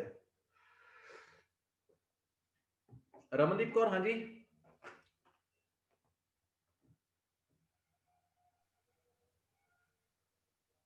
ਸਰ ਉਹ ਟੈਨਸ਼ਨ ਸੀ ਤਾਂ ਨਹੀਂ ਉਹਨੂੰ ਭੁੱਖ ਲੱਗ ਰਹੀ ਸੀ। ਜੰਗਲ ਚ ਸੀ ਸਰ, ਉਹ ਜੰਗਲ ਚ ਕੁਝ ਹੋਊਗਾ ਖਾਣ ਪੀਣ ਨੂੰ ਤਾਂ। ਇਹ ਵੀ ਆ ਜੰਗਲ ਚ ਕਿਹੜਾ ਉਹ ਸੀ ਮੈਕਡੀ ਸੀਗਾ ਹਨਾ। ਕੁਝ ਤਾਂ ਹੋਊਗਾ ਹੀ ਜੰਗਲ ਚ ਸੀ ਫਿਰ ਵੀ। ਇਹ ਵੀ ਗੱਲ ਹੈ। ਹਾਂ ਰਾਹੁਲ। ਸਰ ਜਿਹੜੀ ਉਹਦੇ ਪੇਰੈਂਟਸ ਸੀ ਫੈਮੀਲੀਅਰ ਸੀਗੇ ਜੰਗਲ ਤੋਂ, ਇਸ ਕਰਕੇ ਉਹਨੂੰ ਪਤਾ ਸੀਗਾ ਜੰਗਲ ਦੇ ਬਾਰੇ, ਫਿਰ ਉਹਨੇ ਉਹ ਚੀਜ਼ਾਂ ਖਾ ਲਈਆਂ ਹੋਣੀਆਂ ਜਿਹੜੀਆਂ ਮਸ਼ਰੂਮਸ ਵਗੈਰਾ, ਆਹੋ ਜੰਗਲ ਫਿਰ ਚ ਉਹਦੇ ਸੱਪ ਵੀ ਕਰਕੇ ਉਹਨੂੰ ਭੁੱਖ ਉਹਨੇ ਲੱਗੀ। ਕਿਹਾ ਵੀ ਐ ਕਰਕੇ ਆਹ ਚੀਜ਼ਾਂ ਮੈਨੂੰ ਪਾ ਦਿਓ ਹਨਾ, ਕੈਪਸਿਕਮ ਪਾ ਦਿਓ ਮੈਨੂੰ। Very good. ਲਖਵਿੰਦਰ ਜੀ ਉਹਨੂੰ ਭੁੱਖ ਕਿਉਂ ਨਹੀਂ ਲੱਗ ਰਹੀ ਸੀ, ਮੈਨੂੰ ਐ ਦੱਸੋ। ਸਰ ਜਦੋਂ ਟੈਨਸ਼ਨ ਦੇ ਵਿੱਚ ਜੀ ਫਿਰ ਪਤਾ ਨਹੀਂ ਲੱਗਦਾ ਜੀ ਭੁੱਖ ਦਾ ਵੀ ਭੁੱਖ ਆ ਜਾਂਦਾ। ਇਹ ਵੀ ਗੱਲ ਪੱਕੀ ਹੈ ਜੀ, ਜਦੋਂ ਬੰਦਾ ਟੈਨਸ਼ਨ ਚ ਹੋਵੇ। ਇੱਕ ਗੱਲ ਹੋਰ, ਵੇਲੇ ਬੰਦੇ ਨੂੰ ਭੁੱਖ ਬਹੁਤ ਲੱਗਦੀ ਹੈ। ਰਾਤ ਨੂੰ ਨਾ ਮੇਰਾ ਸਕੇਡਿਊਲ ਇਹੋ ਜਿਹਾ ਬਣਿਆ, ਮੈਂ ਰਾਤ ਨੂੰ 1-2 ਵਜੇ ਸੋਣਾ ਹੁੰਦਾ ਹੈਗਾ, ਮੈਂ ਮਾੜਾ ਮੋਟਾ ਪੜ੍ਹ ਲਈਦਾ ਹੁੰਦਾ, ਫਿਰ ਨਾ ਉਹੀ ਇੱਕ ਆਪਣੇ ਆ ਚਾਹ ਬਣਾਉਂਦਾ ਆ ਦੇਖੋ ਮੈਂ ਅੱਧੀ ਖਾਦੀ ਹੈ 2 ਮਿੰਟ ਮੈਂ ਮੈਗੀ ਹਨਾ। ਹੁਣ ਜੰਗਲ ਚ ਉਹਨੂੰ ਇੱਕ ਤਾਂ ਇੰਨੀ ਟੈਨਸ਼ਨ ਹੋ ਰਹੀ ਹੈਗੀ, ਇੱਕ ਤਾਂ ਇੱਕ ਬੂਟ ਪਾਈ ਫਿਰਦੀ ਹੈ ਹਨਾ, ਤੇ ਉਹ ਕਿੱਥੋਂ ਮੈਗੀ ਬਣਾ ਲਈ ਹੁਣ ਉੱਥੇ ਉਹਨੂੰ। ਪਰ ਹੁਣ ਜਦੋਂ ਉਹਨੇ ਖਾਇਆ ਨਹੀਂ ਹੈਗਾ, ਪਰ ਉਹਨੂੰ ਪ੍ਰੋਬਲਮ ਤਾਂ ਬੱਚੇ ਉਹਦੀ ਹੈਲਥ ਹੈ ਜਿਹੜੀ ਉਹ ਕੀ ਹੋ ਗਈ, ਉਹ ਨੀਚੇ ਜਾ ਰਹੀ ਹੈ ਹਨਾ। ਤਾਂ ਮਨਪ੍ਰੀਤ ਕੌਰ ਬੋਲਣਾ ਤੁਸੀਂ ਕੁਛ। ਯੈਸ ਸਰ, ਵੀ ਇਸ ਕਰਕੇ ਉਹਨੂੰ ਭੁੱਖ ਲੱਗੀ ਹੈਗੀ ਕਿਉਂਕਿ ਉਹ ਡਰੀ ਹੋਈ ਸੀ, ਇਹੀ ਪੀਵੀਓ ਦੇਣਾ ਸੀਗਾ ਵੀ ਉਹ ਡਰੀ ਹੋਈ ਸੀ, ਤਾਂ ਉਹਨੂੰ ਭੁੱਖ ਕਿੱਥੇ ਲੱਗਣੀ ਸੀਗੀ। ਦੇਖੋ ਮੋਟੀ ਜੀ ਮੈਂ ਗੱਲ ਦੱਸਾਂ, ਸਾਰੀ ਸਟੋਰੀ ਨੇ ਉਰੇ ਤੱਕ ਆਪਾਂ ਨੂੰ ਇੰਨਾ ਕੁ ਦੱਸਿਆ ਹੈਗਾ ਕਿ ਜਿਹੜੀ ਜੂਲੀਅਨ ਸੀ 18 ਸਾਲ ਦੀ ਸੀ, ਜਹਾਜ਼ ਟੁੱਟ ਗਿਆ, ਉੱਪਰੋਂ ਥੱਲੇ ਡਿੱਗ ਰਹੀ ਸੀਗੀ, 30,000 ਫੁੱਟ ਤੋਂ ਡਿੱਗ ਰਹੀ ਸੀਗੀ। ਆਪਾਂ ਨੂੰ ਜਿਹੜੀਆਂ ਗੱਲਾਂ ਚੋਂ ਬਚੀ, ਕਿਹੜੀਆਂ 3 ਚੀਜ਼ਾਂ ਨੇ ਉਹਨੂੰ ਬਚਾਇਆ ਸੀ, ਵੀ ਬੱਦਲਾਂ ਨੇ, ਕੈਨੋਪਾਈਟਰੀਜ਼ ਨੇ, ਮੱਡ ਨੇ। ਆਪਾਂ ਨੂੰ ਪਤਾ ਲੱਗਿਆ ਜੰਗਲ 'ਚ ਫਿਰ ਰਹੀ ਸੀਗੀ, ਭੁੱਖ ਨਹੀਂ ਲੱਗੀ, ਜਹਾਜ਼ ਉੱਪਰੋਂ ਆਇਆ ਮਦਦ ਦੇ ਲਈ, ਪਰ ਕੋਈ ਪਤਾ ਨਹੀਂ ਲੱਗਿਆ। ਫਿਰ ਉਸ ਤੋਂ ਬਾਅਦ ਉਹਦੀ ਸਰਚ ਹੈ ਜਿਹੜੀ ਉਹ ਵੀ ਬੰਦ ਹੋ ਗਈ ਸੀਗੀ ਹਨਾ। ਤੇ ਹੁਣ ਆਪਾਂ ਇਹ ਪੜ੍ਹਦੇ ਹਾਂ ਵੀ ਲਾਸਟ ਉਹਨੇ ਇੱਕ ਇਹ ਸੀਗਾ, ਉਹਨੂੰ ਇਹ ਸੀਗਾ ਵੀ ਛੋਟੇ ਜਿਹੇ ਪਾਣੀ ਨੂੰ ਫੋਲੋ ਕਰ ਲਓ ਤੇ ਫਿਰ ਵੱਡੀ ਨਦੀ ਕੋਲੇ ਆਪਾਂ ਪਹੁੰਚ ਜਾਾਂਗੇ। ਤੇ ਫਿਰ ਮੇਰਾ ਬਚਾ ਰੈਸਕਿਊ ਵਰਡ ਸੀ, ਰੈਸਕਿਊ ਦਾ ਮਤਲਬ ਹੁੰਦਾ ਬਚਾਅ ਹੋਣਾ। ਠੀਕ ਹੈ, ਹੁਣ ਇਹਨੂੰ ਆਪਾਂ ਸਟੋਰੀ ਨੂੰ ਛੇਤੀ ਫਿਨਿਸ਼ ਕਰਨ ਦੇ ਕੰਡੇ ਲਾਈਏ। ਕੋਈ ਹੰਗਰ ਨਹੀਂ ਹੈਗੀ ਪਰ ਹੈਲਥ ਡਿੱਗੀ। ਦ ਗੈਸ਼ ਇਨ her shoulder where flies had laid their eggs was now crawling with maggots. ਉਹਦੇ ਨਾ ਮਤਲਬ ਕਿ ਇੰਨੇ ਜ਼ਖਮ ਹੋ ਗਏ ਸੀ ਕਿ ਉੱਥੇ ਕਿਸੇ ਨਾ ਮੱਖੀਆਂ ਮੁੱਖੀਆਂ ਨੇ ਆਪਦੇ ਆਂਡੇ ਵਗੈਰਾ ਦੇ ਦਿੱਤੇ। ਕਹਿੰਦੀ ਆਈ ਨਿਊ ਆਈ ਵੁੱਡ ਪੈਰਿਸ਼ ਇਨ ਦ ਜੰਗਲ ਸੋ ਆਈ ਸਟੇਡ ਇਨ ਦ ਵਾਟਰ। ਕਹਿੰਦੀ ਮੈਨੂੰ ਪਤਾ ਸੀਗਾ ਜੇ ਮੈਂ ਬਚ ਕੇ ਰਹਿਣਾ ਤਾਂ ਮੈਨੂੰ ਪਾਣੀ ਦੇ ਵਿੱਚ ਰਹਿਣਾ ਪਊਗਾ। Walking in the stream however presented one risk more serious. ਬੜਾ ਇੰਪੋਰਟੈਂਟ ਚੀਜ਼ ਹੈ, ਸਾਰੇ ਰਿਸਕ ਸੀਗੇ ਜੰਗਲ 'ਚ। ਰਿਸਕ ਦਾ ਨਾਮ ਤਾਂ ਦੂਜਾ ਹੀ ਹੈਗਾ, ਜੰਗਲ ਦਾ ਨਾਮ ਰਿਸਕ ਹੀ ਹੈ, ਪਰ ਇੱਕ ਰਿਸਕ ਸਭ ਤੋਂ ਵੱਡਾ ਸੀਗਾ। ਕਹਿੰਦੇ any other before each step she had to poke ahead. ਜਦੋਂ ਵੀ ਇੱਕ ਸਟੈਪ ਉਹ ਵੱਧਦੀ ਸੀ in the sand with a stick to avoid treading on just second treading on poison stingrays। ਕੋਈ poison stingrays ਸੀਗੇ laying hidden the bottom। ਰੇਤੇ ਦੇ ਵਿੱਚ ਨੀਚੇ ਕਿਤੇ ਕੋਈ ਜ਼ਹਿਰੀਲੇ ਇਹੋ ਜਿਹੀ ਚੀਜ਼ ਸੀ ਜਿਹਦੇ ਡੰਗ ਮਾਰਦੀ ਸੀ। ਡੰਗ ਹੁੰਦਾ ਸਟਿੰਗ, STING, ਸਟਿੰਗ ਦਾ ਮਤਲਬ ਡੰਗ ਮਾਰਨਾ। ਜੇ ਆਪਾਂ ਕਹਿੰਦੇ ਸੱਪ ਵੀ ਡੰਗ ਮਾਰਦਾ ਹੈ ਤਾਂ ਉਹ ਸਟਿੰਗ ਕਰਦਾ, ਸਟਿੰਗ। ਠੀਕ ਹੈ, ਤੇ ਇਹ ਵੋਕੈਬਲਰੀ ਸਿੱਖਦੇ ਰਿਹਾ ਕਰੋ। ਇੱਕ ਦੀਆਂ ਚੀਜ਼ਾਂ ਹੋਰ ਤੁਹਾਨੂੰ ਦੱਸ ਦਣੇ ਤੇ ਦੇਖੋ ਜੂਮ ਨਹੀਂ ਬੇਟੇ। ਸਟਿੰਗ ਦਾ ਮਤਲਬ ਤਾਂ ਹੋ ਗਿਆ ਡੰਗ ਮਾਰਨਾ ਹਨਾ, ਤੇ ਇਹਦੀ ਜਿਹੜੀ ਸਟੰਗ ਫਸਟ ਸੈਕਿੰਡ ਫਾਰਮ ਜਿਹੜੀ ਆਪਣੀ ਹੈ ਇਹ ਆ। ਤੇ ਇੱਕ ਆਪਣੇ ਹੁੱਡ ਪਾਉਂਦੇ ਹੁੰਦੇ ਆਪਾਂ, ਹੁੱਡ ਹੀ ਨਹੀਂ ਪਾਉਂਦੇ ਆਪਾਂ, ਜਿਹੜੀ ਆਪਾਂ ਲੈ ਕੇ ਆਉਂਦੇ ਆ ਆਪਾਂ ਕਹਿੰਦੇ ਹੁੱਡ ਪਾਇਆ ਮੈਨੇ। ਸੱਪ ਦੇ ਫਣ ਨੂੰ ਹੁੱਡ ਕਹਿੰਦੇ ਨੇ। ਜਦੋਂ ਸੱਪ ਫਣ ਚੱਕ ਲੈਂਦੇ ਨਾ ਉਹਨੂੰ ਹੁੱਡ ਕਹਿੰਦੇ ਨੇ। ਜਦੋਂ ਆਪਾਂ ਆਪਣੇ ਉਹ ਵੀ ਪਾਉਂਦੇ, ਦੇਖੋ ਉਹ ਵੀ ਸੱਪ ਤਾਂ ਐ ਫਣ ਚੱਕਦਾ ਹੈਗਾ, ਉਹ ਉਸ ਤਰੀਕੇ ਨਾਲ ਉਹ ਹੁੱਡ ਹੀ ਹੈ, ਉਹਦਾ ਨਾਮ ਹੁੱਡ ਦਿੱਤਾ ਹੈਗਾ। ਠੀਕ ਆ, ਤੇ ਇੱਕ ਕੁਐਸਚਨ ਹੈ ਲੈਪਟਾਪ। ਕਿੰਨੇ ਬੱਚਿਆਂ ਨੂੰ ਪਤਾ ਕਿ ਲੈਪਟਾਪ ਦਾ ਨਾਮ ਹੈ ਜਿਹੜਾ ਉਹ ਲੈਪਟਾਪ ਕਿਉਂ ਪਿਆ? ਬਸ ਬੋਲਿਓ ਨਾ ਰੀਜ਼ਨ, ਲੈਪਟਾਪ ਦਾ ਨਾਮ ਲੈਪਟਾਪ ਕਿਉਂ ਪਿਆ, ਬੋਲਿਓ ਨਾ। ਵੀ ਸਰ ਇਹ ਵੀ ਕੋਈ ਗੱਲ ਹੈ, ਰਮਨ ਤੁਹਾਡਾ ਨਾਮ ਹੈ, ਤੁਹਾਡੇ ਮੰਮੀ ਡੈਡੀ ਨੇ ਰੱਖਿਆ ਲੈਪਟਾਪ ਤੇ ਮੰਮੀ ਡੈਡੀ ਨੇ ਰੱਖਦਾ। ਵਾਓ। ਲੈਪ ਹੁੰਦੀ ਹੈ ਆਪਣੀ ਗੋਦੀ, ਗੋਦੀ ਦੇ ਉੱਤੇ ਰੱਖ ਦੇਣਾ ਨਾ ਲੈਪਟਾਪ। ਹਾਂ ਵੈਰੀ ਗੁੱਡ ਆ, ਕਿਨੇ ਰਮਨਦੀਪ ਕੌਰ ਨੇ ਕਿਹਾ ਲੈਪ ਕਰਕੇ। ਲੈਪ ਨੂੰ ਆਪਾਂ ਗੋਦੀ ਕਹਿੰਦੇ, ਆਪਾਂ ਗੋਦੀ 'ਚ ਰੱਖ ਕੇ ਇਹਨੂੰ ਚਲਾਉਂਦੇ ਹੁੰਦੇ ਆ, ਤਾਂ ਲੈਪ ਦੇ ਟੌਪ ਦੇ ਉੱਤੇ ਰੱਖਦੇ ਤਾਂ ਇਟਸ ਕਾਲਡ ਅ ਲੈਪਟਾਪ। ਹਾਂ, ਇਹ ਜਾਣਕਾਰੀ ਦੇ ਬਿਲਕੁਲ ਅਲੱਗ ਪੈਸੇ ਲਏ ਜਾਣਗੇ। ਚਲੋ ਆ ਜਾਓ ਹੁਣ ਆਪਾਂ ਇਹਨੂੰ ਨਿਬੇੜੀਏ। ਆ ਸਟਿੰਗ ਵੀ ਤੁਹਾਨੂੰ ਦੱਸਦਾ ਡੰਗ ਮਾਰਨਾ, ਕਹਿੰਦੇ ਰਿਸਕ ਬਹੁਤ ਸੀਗੇ ਪਰ ਸਭ ਤੋਂ ਵੱਡਾ ਰਿਸਕ ਸੀਗਾ ਕਿ ਜਿਹੜਾ ਉਹਨੂੰ ਇਹ ਸੀਗਾ ਵੀ ਜਿਹੜੇ ਪੋਇਜ਼ਨ ਸਟਿੰਗਰੀ ਸੀਗੀਆਂ ਉਹ ਡੰਗ ਮਾਰਦੀਆਂ ਸੀ। ਆ 2 ਪੈਰੇ ਰਹਿ ਗਏ ਛੋਟੇ ਛੋਟੇ, ਇਸ ਤੋਂ ਬਾਅਦ ਫਿਨਿਸ਼ ਕਰਦੇ ਇਹਨੂੰ।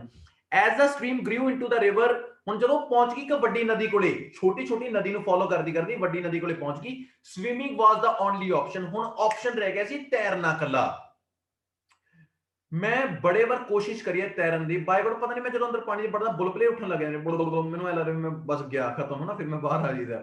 However here in deeper water there were new threats ਹੁੰਦੇ ਖਤਰੇ। ਜਿਉਂ-ਜਿਉਂ ਪਾਣੀ ਗਹਿਰਾ ਹੁੰਦਾ ਗਿਆ ਖਤਰੇ ਵੱਧਦੇ ਗਏ। crocodiles basking on the shores slept silently, crocodile ਹੁੰਦੇ ਨੇ ਮਗਰਮੱਛ, ਕਹਿੰਦੇ ਮਗਰਮੱਛ ਸੁੱਤੇ ਪਏ ਸੀਗੇ silently into the water as she passed, ਜਦੋਂ ਉਥੋਂ ਲੰਗੀ ਸੀ ਨਾ ਤਾਂ ਮਗਰਮੱਛ ਨੇ ਸੁੱਤੇ ਪਏ ਦੇਖੇ। Julian trusted that they feared humans and were entering the water to hide, Julian ਕਹਿੰਦੀ ਮੈਨੂੰ ਪਤਾ ਸੀ ਵੀ ਜਿਹੜੇ ਮਗਰਮੱਛ ਨੇ ਨਾ ਬੰਦਿਆਂ ਤੋਂ ਡਰਦੇ ਨੇ ਤੇ ਡਰ ਕੇ ਨਾਲ ਦੀ ਨਾਲ ਪਾਣੀ ਦੇ ਵਿੱਚ ਵੜ ਜਾਂਦੇ ਨੇ। ਤੇ ਮੈਂ ਹੱਥ ਜੋੜ ਕੇ ਸਾਰਿਆਂ ਨੂੰ ਭੈਣ ਭਰਾਵਾਂ ਨੂੰ ਬੇਨਤੀ ਕਰਦਾ, ਇਹ ਰੀਡਿੰਗ ਹੈ, ਇਹਨੂੰ ਰੀਡਿੰਗ ਹੀ ਸਮਝਿਆ ਜਾਵੇ। ਕਿਤੇ ਮਗਰਮੱਛ ਦੇ ਕੋਲੋਂ ਲੰਘਦੇ ਲੰਘਦੇ ਕਹਿ ਦੋ ਵੀ ਸਰ ਨੇ ਰੀਡਿੰਗ ਪੜ੍ਹਾਈ ਸੀ ਤਾਂ ਡਰਦੇ ਨੇਗੇ ਨਾਲ ਦੀ ਨਾਲ, ਕਿਤੇ ਉਹ ਨਾਲ ਦਾ ਮਗਰਮੱਛ ਸੁਣ ਕੇ ਵੀ ਵੈਲਕਮ, ਹਨਾ। ਤੇ ਮੇਰੀਆਂ ਇਹ ਰੀਡਿੰਗ ਨੂੰ ਰੀਡਿੰਗ ਇਹ ਸਮਝਿਓ, ਕਿਤੇ ਮਗਰਮੱਛ ਦੇ ਜਮੀ ਵੀ ਹੁਣ ਪੜੂਗਾ ਪਾਣੀ 'ਚ, ਹੁਣ ਪੜੂਗਾ, ਕਿਤੇ ਉਹ ਤੁਹਾਨੂੰ ਸਾਰੇ ਨੂੰ ਆਪਦੇ ਮੂੰਹ 'ਚ ਵੜ ਲੇ, ਹਨਾ। ਤਾਂ ਇਹ ਚੀਜ਼ਾਂ ਤੋਂ ਦੂਰੀ ਬਣਾਏ ਰੱਖੋ। ਪਰ ਜੂਲੀਅਨ ਕਹਿੰਦੀ ਵੀ ਮੈਨੂੰ ਇਹ ਸੀਗਾ ਵੀ ਉਹ ਡਰਦੇ ਨੇ ਬੰਦਿਆਂ ਤੋਂ, ਇਸ ਕਰਕੇ ਮੈਂ ਕਹਿੰਦੀ ਉਹਨਾਂ ਦੇ ਕੋਲੋਂ ਲੰਘੀ ਤੇ ਉਹ ਭੱਜ ਕੇ ਪਾਣੀ ਦੇ ਵਿੱਚ ਵੜ ਗਏ। she swam on, ਉਹ ਤੈਰਨ ਲੱਗੀ। on the 10th day, 10ਵੇਂ ਦਿਨ ਜਾ ਕੇ starving, ਭੁੱਖ, and barely conscious, ਜਮੀ ਕਹਿੰਦੀ ਬਸ ਮਰਨ ਵਾਲੀ ਸੀ ਉਹ। she spotted a hut, ਉਹਨੂੰ ਇੱਕ ਝੌਂਪੜੀ ਦਿਖੀ। and a canoe, canoe ਹੁੰਦੀ ਹੈ ਬੋਟ, ਕਿਸ਼ਤੀ। and a canoe, ਕਿਸੇ ਨੇ ਗੈਸ਼ ਪੁੱਛਿਆ ਸੀਗਾ, ਜਿਹੜੇ ਆਂਡੇ ਦਿੰਦੇ ਆ ਉਹਨੂੰ ਗੈਸ਼ ਕਹਿੰਦੇ ਆ। ਹਾਂਜੀ ਸਰ ਮੈਂ ਪੁੱਛਿਆ ਸੀ। ਮੈਂ ਦੇਖ ਲਿਆ ਉਹਨੂੰ ਆਂਡੇ ਕਹਿੰਦੇ ਆ, ਠੀਕ ਆ। Okay sir okay. 10ਵੇਂ ਦਿਨ ਜਾ ਕੇ ਤੈਰ ਕੇ ਇੱਕ ਉਹਨੂੰ ਘਰ, ਇੱਕ ਝੌਂਪੜੀ ਦਿਖ ਗਈ ਤੇ ਇੱਕ ਬੋਟ ਦਿਖ ਗਈ। They belonged to 3 woodcutter working nearby, ਉੱਥੇ 3 ਲੱਕੜਹਾਰੇ ਕੰਮ ਕਰਦੇ ਸੀ। ਰੈਸਕਿਊ ਵਾਸ ਐਟ ਹੈਂਡ, ਹੁਣ ਉਹਨੂੰ ਲੱਗਿਆ ਵੀ ਰੈਸਕਿਊ ਬਚਾਅ ਹੋ ਗਿਆ। ਪਹਿਲਾਂ ਉੱਪਰੋਂ ਥੱਲੇ ਡਿੱਗੀ ਸੀ, ਉਸ ਤੋਂ ਬਾਅਦ ਉੱਪਰੋਂ ਥੱਲੇ ਡਿੱਗਣ ਤੋਂ ਬਾਅਦ ਕੀ ਹੋਇਆ, ਆਪਣਾ ਕਿੰਨੇ ਪਾਣੀ 'ਚ ਰਿਸਕ ਦੁਨੀ, ਆਪਾਂ ਜੰਗਲ 'ਚ ਕਿੰਨੇ ਰਿਸਕ ਲੈ ਲੂ ਕੇ ਤੈਰਦੀ 10ਵੇਂ ਦਿਨ ਜਾ ਕੇ ਉਹ ਬਚ ਗਈ। ਹੁਣ ਲਾਸਟ ਇੰਨਾ ਕੁ ਪੈਰਾ ਤੇ ਇਹਨੂੰ ਇੱਕ ਵਾਰ ਫਿਨਿਸ਼ ਕਰਦਾ fastly. For the 46-year-old woman reliving such a traumatic experience on the film must have been a great challenge, ਹੁਣ 46 ਸਾਲ ਦੀ ਤਾਂ ਹੋ ਗਈ ਸੀ, ਰੀਲਿਵਿੰਗ ਸੀ, ਉਹਨੂੰ ਦੂਜਾ ਜਨਮ ਹੀ ਮਿਲਿਆ ਸੀ ਇੱਕ ਭਾ ਦਾ। but she shows little emotion, ਪਰ ਉਹਨੂੰ ਥੋੜੀ ਇਮੋਸ਼ਨਲ ਸੀ ਉਹ। flying back into the jungle she sits in the same seat 19F as on that fateful day, ਜਦੋਂ ਉਹਨੂੰ ਕਹਿੰਦੇ ਵੀ ਤੇਰੇ ਤੇ ਫਿਲਮ ਬਣਾਉਣੀ ਸੀ, ਸਾਨੂੰ ਦੱਸ ਤੇਰੇ ਨਾਲ ਕੀ ਕੀ ਹੋਇਆ ਸੀ, ਉਹ ਉਸੇ ਸੀਟ ਦੇ ਉੱਤੇ ਬੈਠ ਕੇ ਗਈ ਵੀ ਚਲੋ ਅੱਜ ਤੁਹਾਨੂੰ ਮੈਂ ਦੱਸਦੀ ਹਾਂ ਸਾਡੇ ਨਾਲ ਕੀ ਹੋਇਆ ਸੀਗਾ।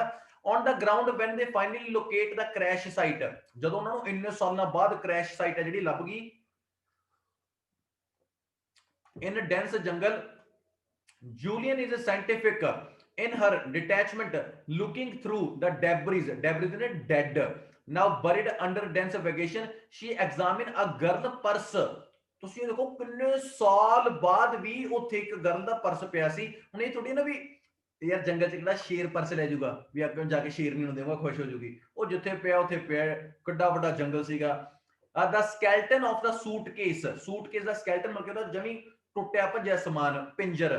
walking along the stream she spots the engine which she remember passing on the 3rd day, ਜਦੋਂ ਉਹ ਡਿੱਗੀ ਸੀ ਉਦੋਂ ਨੇ ਜਹਾਜ਼ ਦੇ ਟੁਕੜੇ ਪਏ ਦੇਖੇ ਸੀ ਨਾ, ਉਹ ਜਹਾਜ਼ ਦੇ ਟੁਕੜੇ ਵੀ ਉੱਥੇ ਪਏ ਸੀਗੇ।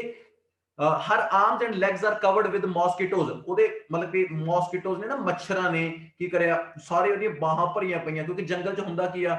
but she seems to ignore all discomfort, ਉਹਨੇ ਜਮੀ ਟੈਨਸ਼ਨ ਨਹੀਂ ਲਈ। then back in the town standing in front of monument erected in a memory of a victim of the crash, victim ਹੁੰਦੇ ਨੇ ਪੀੜਤ, ਜਿਨ੍ਹਾਂ ਨਾਲ ਬਹੁਤ ਮਾੜਾ ਹੋਇਆ ਹੋਵੇ ਉਹ victim ਹੁੰਦੇ ਆ, ਠੀਕ ਆ। ਉਹਦੀ ਯਾਦ ਦੇ ਵਿੱਚ ਇੱਕ ਮੋਮੈਂਟ ਬਣਿਆ, ਮੋਮੈਂਟ ਹੁੰਦਾ ਹੈ ਸਟੈਚੂ, ਜਿਵੇਂ ਆਪਾਂ ਭਗਤ ਸਿੰਘ ਦਾ ਸਟੈਚੂ ਦੇਖਦੇ ਹਾਂ ਜਾਂ ਕੁਝ ਵੀ ਹੈ, ਉਹਨਾਂ ਦੀ ਯਾਦ ਦੇ ਵਿੱਚ ਇੱਕ ਸਟੈਚੂ ਬਣਿਆ ਸੀ। ਤੇ ਇੱਕ ਗੱਲ ਆਹ ਲਾਈਨ ਰਹਿ ਗਈ ਸੀ ਮੇਰੀ, she is dispassionate, unemotional ਡਿਸਕ੍ਰਾਈਬਿੰਗ the flight, ਜਦੋਂ ਉਹਨੂੰ ਪੁੱਛਿਆ ਗਿਆ ਵੀ ਤੇਰੇ ਨਾਲ ਕੀ ਕੀ ਹੋਇਆ, ਉਹ ਰੋਈ ਨਹੀਂ ਹੈਗੀ, ਅਨਇਮੋਸ਼ਨਲ ਸੀਗੀ। ਤੇ ਉਹਦੀ ਯਾਦ ਦੇ ਵਿੱਚ ਇੱਕ ਮਤਲਬ ਕਿ ਜਿਹੜੇ ਉਹ ਹੋਏ ਸੀ ਮਰੇ ਸੀਗੇ, ਉਹਦੇ ਮੂਮੈਂਟ ਤਿਆਰ ਕਰਿਆ ਗਿਆ ਮੈਮਰੀ ਦੇ ਵਿੱਚ ਜਿਹੜੇ ਵਿਕਟਮ ਸੀਗੇ। ਤੇ ਅਲਾਸ, ਇਹ ਜੋ ਵੀ ਸਪੇਨ ਦਾ ਮੈਨੂੰ ਲੱਗਦਾ ਇਹ ਵਿੰਗਸ ਆਫ ਹੋਪ ਇੰਗਲਿਸ਼ ਚ ਹੈ। ਜੂਲੀਅਨ ਕਮੈਂਟਸ ਸਿੰਪਲੀ ਇੱਕ ਕਮੈਂਟ ਕਰਦੀ ਹੈ, I emerged as the sole embodiment of hope from this disaster. ਕਹਿੰਦੇ ਮੈਂ ਇਸ ਡਿਜ਼ਾਸਟਰ ਚੋਂ ਕਿਵੇਂ ਬਚੀ ਹਾਂ, ਇਹ ਮੈਨੂੰ ਆਸ ਵੀ ਨਹੀਂ ਸੀ, ਪਰ ਮੇਰੀ ਜਿਹੜੀ ਜ਼ਿੰਦਗੀ ਹੈ ਉਹ ਬਹੁਤ ਅੱਛੇ ਤਰੀਕੇ ਨਾਲ ਬਣ ਗਈ। That's it. ਮੈਨੂੰ ਲੱਗਦਾ ਹੈ ਸਟੋਰੀ ਸਾਰਿਆਂ ਨੂੰ ਬਹੁਤ ਅੱਛੇ ਤਰੀਕੇ ਨਾਲ ਪਤਾ ਲੱਗੀ।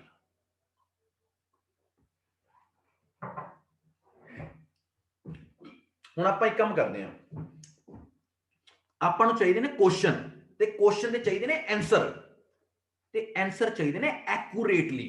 ਹੁਣ ਮੈਂ ਤੁਹਾਨੂੰ ਇੱਕ ਕੰਮ ਕਰਦਾ, ਮੇਰੇ ਕੋਲ ਨਾ ਜਿਹੜੇ ਆਨਸਰ ਲਿਖੇ ਹੋਏ ਸੀ ਇਹ ਮੈਂ ਇਹਨਾਂ ਨੂੰ ਜਿਹੜੇ ਆਨਸਰ ਨੇ ਉਹ ਇਰੇਜ਼ ਕਰਦਾ ਨਾ ਤੁਹਾਨੂੰ ਦਿਖਾਉਣ ਤੋਂ ਪਹਿਲਾਂ, ਫਿਰ ਤੁਹਾਨੂੰ ਪਤਾ ਲੱਗ ਜਾਏਗਾ ਵੀ ਆਪਾਂ ਕਿਵੇਂ ਕਿਵੇਂ ਇਹਨਾਂ ਨੂੰ ਸੋਲਵ ਕਰਨਾ ਹੈ। ਚਲੋ ਪਹਿਲੇ 3 ਕੁਐਸਚਨ ਗਏ, ਆ ਵੀ ਗਿਆ, आ भी गया,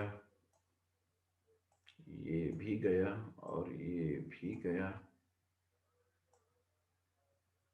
आ जाओ, मैं करदा स्क्रीन शेयर थोड़े नाल। देखो किसी ने फालतू नहीं बोलना, मैं जदों जिन्हों पूछूंगा आपदे दिमाग च रखियो, क्योंकि आप गंद नहीं पाना, क्लास नूं टेस्टी बनाना हैगा ते बंदे जोड़ने ने अपने अपने नाल। चलो जी आ जाओ, फर्स्ट क्वेश्चन हैगा ਪਹਿਲਾਂ ਆਪਣੇ ਕੋਲੇ ਫਿਲ ਇਨ ਦਾ ਬਲੈਂਕਸ ਨਹੀਂ ਗਿਆ। ਉੱਪਰੋਂ ਆਪਾਂ ਨੂੰ ਸਟੇਟਮੈਂਟ ਧਿਆਨ ਨਾਲ ਦੇਖੋ ਕੀ ਕਹਿ ਰਹੀ ਹੈਗੀ। ਮੈਂ ਇੱਕ ਆ ਲੈਣਾ, ਇਹਦਾ ਬ੍ਰਸ਼ ਹੁੰਦਾ ਨਾ ਜਿਹੜਾ, ਇੱਕ ਹੁੰਦਾ ਸਪਰੇ ਪੰਪ ਜਿਹਾ ਹੁੰਦਾ ਕਿਸੇ ਨੂੰ, ਮੈਨੂੰ ਲੱਗਦਾ ਇਹ ਚ ਆ ਰਿਹਾ ਵਧੀਆ ਰੰਗ ਥੋੜਾ ਵਧੀਆ ਲੈ ਲਿਆ ਮੈਂ। ਅੱਛਾ ਨਾ, ਫੀਲ ਆਉਣਾ ਚਾਹੀਦਾ ਵੀ ਹਾਂ ਸਰ ਪੜਾ ਰਿਹਾ। ਕੁਐਸਚਨ ਹੈ, ਆਨਸਰ ਦਾ following question no more than 3 words। 3 word ਤੋਂ ਵੱਧ ਸਾਡਾ ਆਨਸਰ ਨਹੀਂ ਚਾਹੀਦਾ। ਪਹਿਲਾ ਕੁਐਸਚਨ ਹੈ, how old was Julian at the time of crash? ਜਦੋਂ ਕ੍ਰੈਸ਼ ਹੋਇਆ ਸੀ ਜੂਲੀਅਨ ਦੀ ਉਮਰ ਕੀ ਸੀ? Raise hand. ਜੂਲੀਅਨ ਦੀ ਉਮਰ ਕੀ ਸੀ? Sandy sir 18 year. 18 ਇਅਰਸ। ਤੁਸੀਂ ਇੱਕ ਜੀ ਸਾਰੇ ਦੇਖੋ, ਸਾਰਿਆਂ ਨੂੰ ਸ਼ੋਰ ਸੀ ਨਾ ਆਨਸਰ ਇਹ, ਤੇ ਆਪਾਂ ਲੋਕੇਸ਼ਨ ਤੇ ਵੀ ਨਹੀਂ ਗਏ, ਕਿਉਂਕਿ ਇੰਨੇ ਦਿਮਾਗ ਨਾਲ ਪੜਿਆ ਸੀ। ਚਲੋ ਸੈਕਿੰਡ ਕੁਐਸਚਨ, ਰੇਜ਼ ਹੈਂਡ ਕਰਿਓ, ਬਸ ਬੋਲਿਓ ਨਾ, ਮੈਂ ਆਪੇ ਪੁੱਛੂੰਗਾ। what is her occupation now? ਹੁਣ ਉਹਦਾ ਜਿਹੜਾ occupation ਹੈ ਉਹ ਕੀ ਹੈ? ਉਹਦਾ occupation ਹੁਣ ਕੀ ਹੈ? ਹੁਣ ਉਹ ਕੀ ਕੰਮ ਕਰਦੀ ਹੈ? ਉਹ ਤਾਂ 18 ਸਾਲ ਦੀ ਸੀਗੀ। ਅਮਾਨਤ ਸਰ ਉਹ ਹੁਣ 올ਡ ਬਾਇਓਲੋਜਿਸਟ। ਉਹਦਾ ਜਿਹੜਾ occupation ਸੀਗਾ ਉਹ ਹੋ ਗਈ ਸੀ ਬਾਇਓਲੋਜਿਸਟ। ਪਹਿਲੇ ਦਾ ਆਨਸਰ 18, ਦੂਜੇ ਦਾ ਆਨਸਰ ਬਾਇਓਲੋਜਿਸਟ। ਥਰਡ ਆਨਸਰ ਹੈ ਮਨਪ੍ਰੀਤ ਚੋਪੜਾ ਮੈਮ, ਤਿਆਰ ਰਹੋ, ਤੁਹਾਡੇ ਤੋਂ ਪੁੱਛਣਾ ਹੈਗਾ। ਥਰਡ ਕੁਐਸਚਨ ਦਾ ਆਨਸਰ ਹੈ question what was the cause of plane crash? ਜਿਹੜਾ ਪਲੇਨ ਕ੍ਰੈਸ਼ ਹੋਇਆ ਸੀ ਉਹਦਾ ਕਾਰਨ ਕੀ ਸੀਗਾ? storm and thunder, ਬਿਜਲੀ ਗਿਰਨਾ। ਇੱਕ ਲਾਈਟਿੰਗ, ਇੱਕ ਸਟਾਰਮ ਸੀਗਾ ਤੇ ਇੱਕ and lightning। ਮਤਲਬ ਆਪਾਂ ਸਟਾਰਮ ਦੇ ਨਾਲ ਸਲੈਸ਼ ਪਾ ਕੇ ਲਾਈਟਿੰਗ ਪਾ ਦਾਂਗੇ, ਫਿਰ ਵੀ ਆਪਣੇ 2 ਵਰਡ ਬਣਦੇ ਨੇ, 3 ਨਹੀਂ ਬਣੇ। ਜੀ। ਮਤਲਬ ਪਹਿਲੇ 3 ਕੁਐਸਚਨ ਦਾ ਸਾਰਿਆਂ ਨੂੰ ਸੰਤੁਸ਼ਟੀ ਹੈ। ਲਓ ਜੀ ਰਾਮ ਸਿੰਘ ਜੀ, ਚੌਥਾ ਕੁਐਸਚਨ ਤੁਹਾਡੇ ਲਈ ਹੈ, ਫਰਮਾਇਸ਼ ਦੇ ਉੱਤੇ ਆ ਗਏ ਜੀ ਆਪਾਂ। ਇਹ MCQ ਨੇ ਜਿਨ੍ਹਾਂ ਨੂੰ ਆਪਾਂ ਥੋੜੇ ਟਫ ਮੰਨਦੇ ਆ, ਪਰ ਮੈਂ ਟੇਸਟੀ ਬਣਾ ਕੇ ਦਿਖਾਉਂਗਾ ਤੁਹਾਨੂੰ। ਲਓ ਜੀ ਇਹ 1 ਸੈਕਿੰਡ, ਆਪਾਂ ਇਹਨਾਂ ਨੂੰ ਸਾਰਿਆਂ ਨੂੰ ਇਰੇਜ਼ ਕਰ ਦਿੰਦੇ ਆ। ਪਹਿਲਾ ਕੁਐਸਚਨ ਹੈਗਾ, ਇਹ ਮੈਂ ਥੋੜਾ ਨਾ ਵਧੀਆ ਜਿਹਾ ਕੰਮ ਕਰਕੇ ਖੁਸ਼ ਹੋਣਾ ਵੀ ਇਹ ਹਾਏ ਵਾਓ ਠੀਕ ਆ। what happened to the plane? ਸਭ ਤੋਂ ਪਹਿਲਾ ਕੁਐਸਚਨ ਹੈ ਵੀ ਪਲੇਨ ਨੂੰ ਕੀ ਹੋਇਆ ਸੀ। ਪਹਿਲਾ ਕੁਐਸਚਨ ਹੈ ਜਿਹੜਾ ਇਹ ਹੈਗਾ, it broke apart in the air। ਜਾਂ ਤਾਂ ਇਹ ਹਵਾ ਦੇ ਵਿੱਚ ਟੁੱਟ ਗਿਆ ਸੀਗਾ, ਪਹਿਲਾ, ਠੀਕ ਹੈ। ਦੂਜਾ, it hit trees and exploded। ਜਾਂ ਇਹ ਦਰਖਤਾਂ 'ਚ ਵੱਜਿਆ ਸੀਗਾ ਤਾਂ ਫਟ ਗਿਆ ਸੀ। ਤੀਜਾ, ਇਹ ਮਾਊਂਟੇਨ 'ਚ ਵੱਜਿਆ ਸੀ, ਪਹਾੜੀ 'ਚ ਵੱਜਿਆ ਸੀ। ਚੌਥਾ, ਇਹ ਗਰਾਊਂਡ ਤੇ ਵੱਜਿਆ ਸੀ ਤਾਂ ਜਾ ਕੇ ਇਹ ਟੁੱਟ ਗਿਆ ਤੇ ਇਹਦੀਆਂ ਲਪਟਾਂ ਨਿਕਲ ਗਈਆਂ। ਪਹਿਲਾ ਹਵਾ 'ਚ ਟੁੱਟਿਆ ਸੀ, ਦੂਜਾ ਦਰਖਤ ਨਾਲ, ਤੀਜਾ ਪਹਾੜੀ ਨਾਲ, ਚੌਥਾ ਜਾਂ ਸਿੱਧਾ ਥੱਲੇ ਵੱਜ ਕੇ ਫੇਰ। ਚਲੋ ਜੀ ਚਲੋ ਆਜੋ ਆਪਾਂ Ram Singh. broke apart in air। broke apart in the air ਤੇ ਐਕੂਰੇਟ ਆਨਸਰ ਬਣ ਗਿਆ A। ਮੈਨੂੰ ਲੱਗਦਾ ਸਾਰਿਆਂ ਨੂੰ ਪਤਾ ਸੀ ਵੀ ਹਵਾ 'ਚ ਟੁੱਟਿਆ ਸੀਗਾ। ਚਲੋ ਹੁਣ ਅਸਲੀ ਮਜ਼ਾ ਆਊਗਾ ਬੀ। ਹੁਣ ਆਪਾਂ ਅਗਲਾ ਕੁਐਸਚਨ ਕਰਦੇ ਹਾਂ। ਤੁਸੀਂ ਇਹ ਦੇਖੋ ਕਿ ਕਿਵੇਂ ਕਿਵੇਂ ਜਾ ਰਹੇ ਨੇ।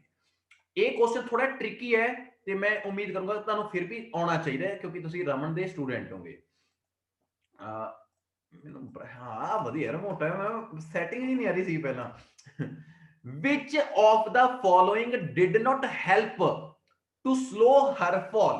ਕਿਹੜੀ ਚੀਜ਼ ਨੇ ਇਹਨਾਂ ਚੋਂ ਉਹਦੀ ਮਦਦ ਨਹੀਂ ਕਰੀ ਸੀ ਸਲੋ ਲੈਂਡਿੰਗ ਦੇ ਲਈ? ਪਹਿਲੀ an updraft caused by storm clouds। storm clouds ਨੇ ਮਦਦ ਕਰੀ ਸੀ ਜਾਂ ਨਾ ਕਰੀ ਸੀ ਤੁਹਾਨੂੰ ਪਤਾ ਹੈ।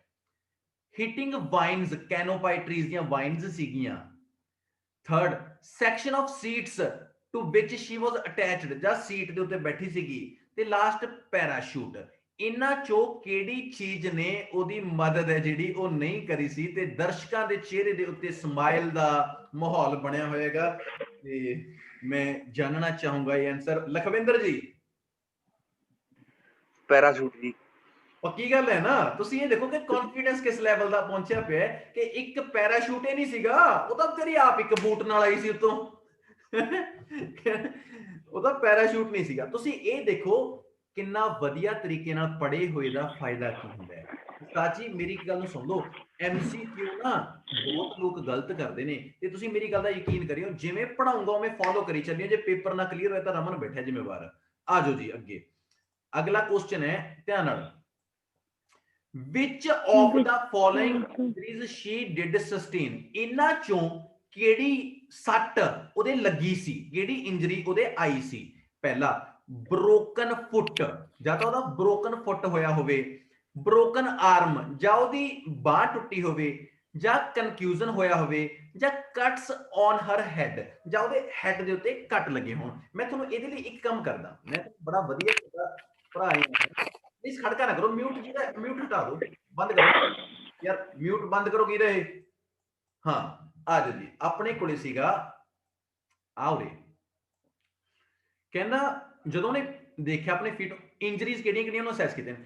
ਫ੍ਰੈਕਚਰਡ ਬੋਨ ਇਨ ਦਾ ਨੈਕ, ਮਤਲਬ ਕੀ ਹੈ? ਇੱਕ ਤਾਂ ਫ੍ਰੈਕਚਰਡ ਬੋਨ ਸੀ ਉਹਦੀ ਨੈਕ ਦੇ ਉੱਤੇ, ਮਤਲਬ ਕਿ ਗਰਦਨ ਤੇ ਜਿਹੜੀ ਫ੍ਰੈਕਚਰਡ ਬੋਨ ਸੀ। ਇੱਧਰ ਕੀ ਹੈ ਦੇਖੀਏ ਆਪਾਂ ਮਾੜਾ ਜਿਹਾ। ਇਹ ਵਾਹਿਗੁਰੂ ਵਾਹਿਗੁਰੂ ਵਾਹਿਗੁਰੂ ਵਾਹਿਗੁਰੂ ਵਾਹਿਗੁਰੂ।